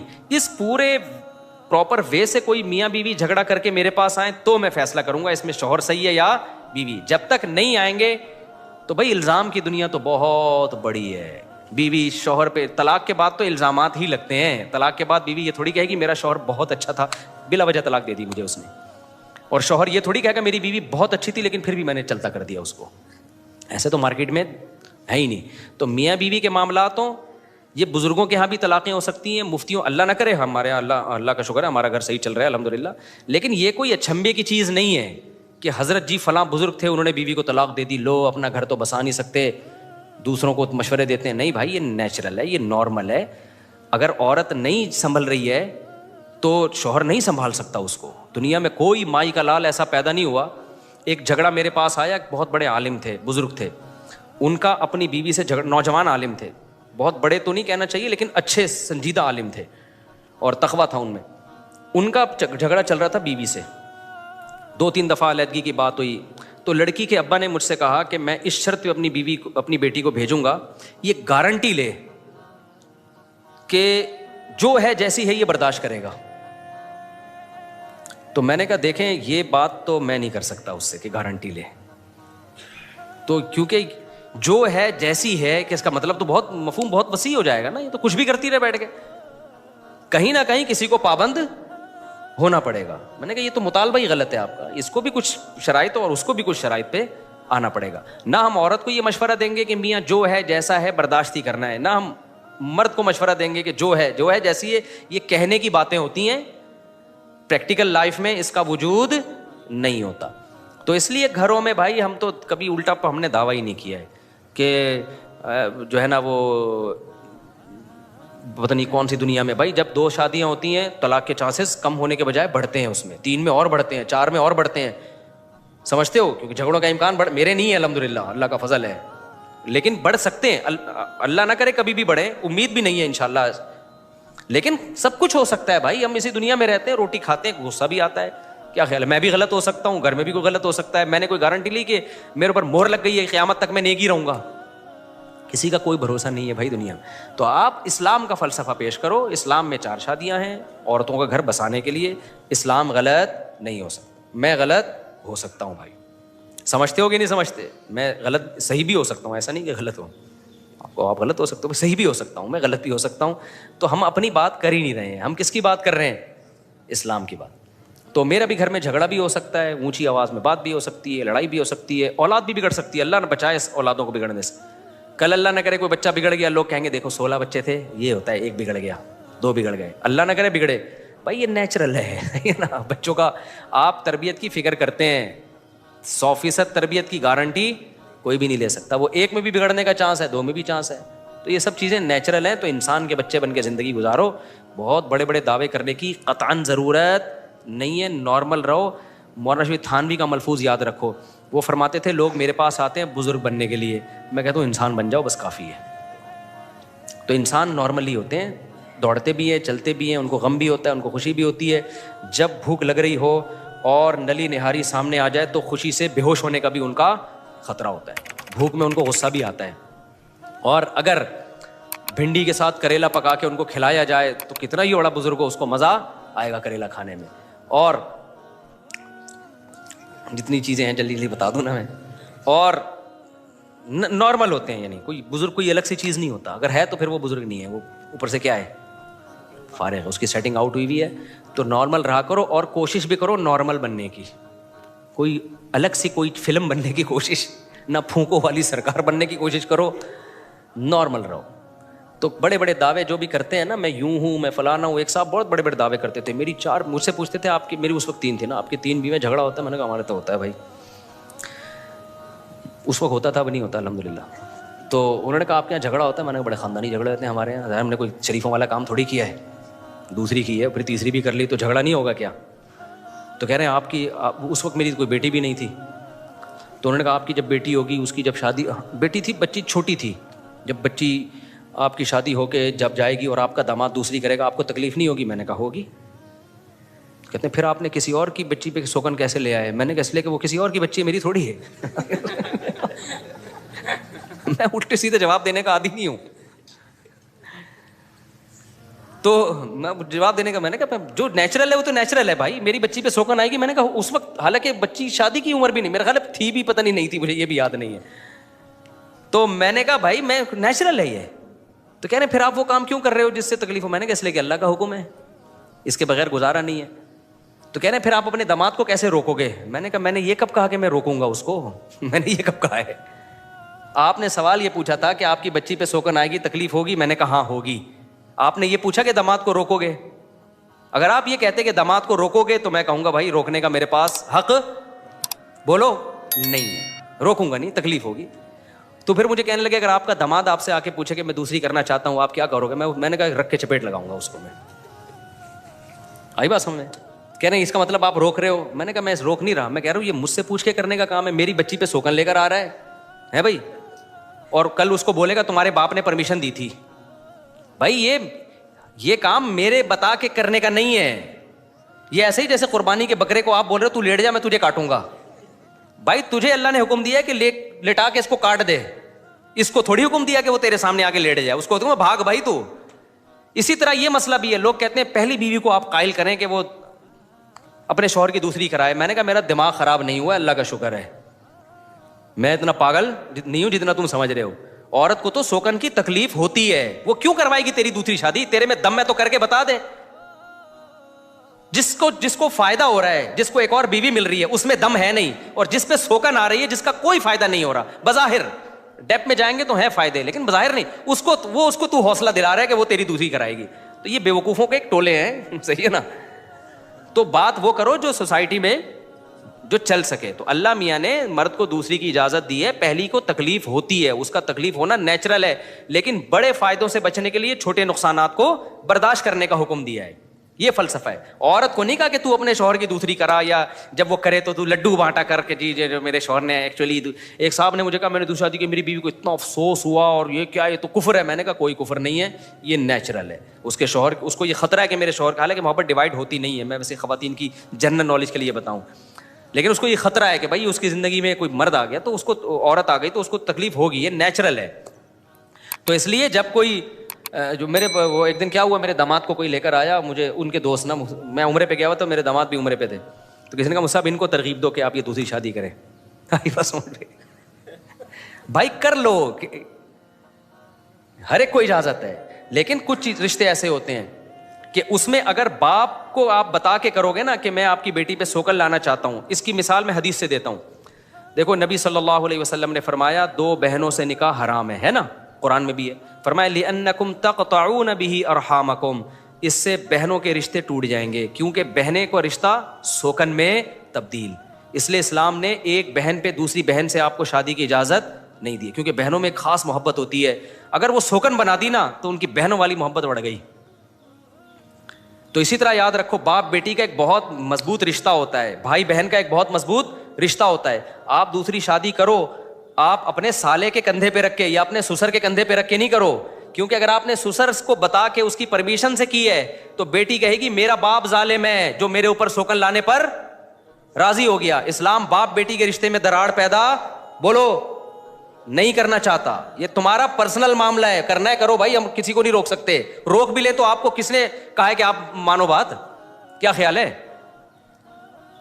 اگر کوئی روک بھی لے تو اس کی بات ماننا آپ پر لازم تھوڑی ہے.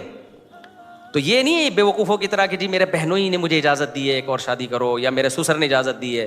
بھائی ان سے اجازت لینے کی ضرورت ہی نہیں, ان کو بتاؤ بھی نہیں, ان کا حق بنتا ہے ناراض ہونے کا. اور وہ کیونکہ بیٹی کو فیور کریں گے نا وہ, تو ان کا حق یہی ہے کہ اپنا بیٹی سے تعلق خراب بولو نہ ہونے دے. باقی آپ کو اجازت ہے تو اللہ نے دی ہے تو آپ کر لو. باپ کے کندھے پہ رکھ کے کہ میرے سسر نے اجازت دی ہے, میرے بہنوں ہی نے, میرے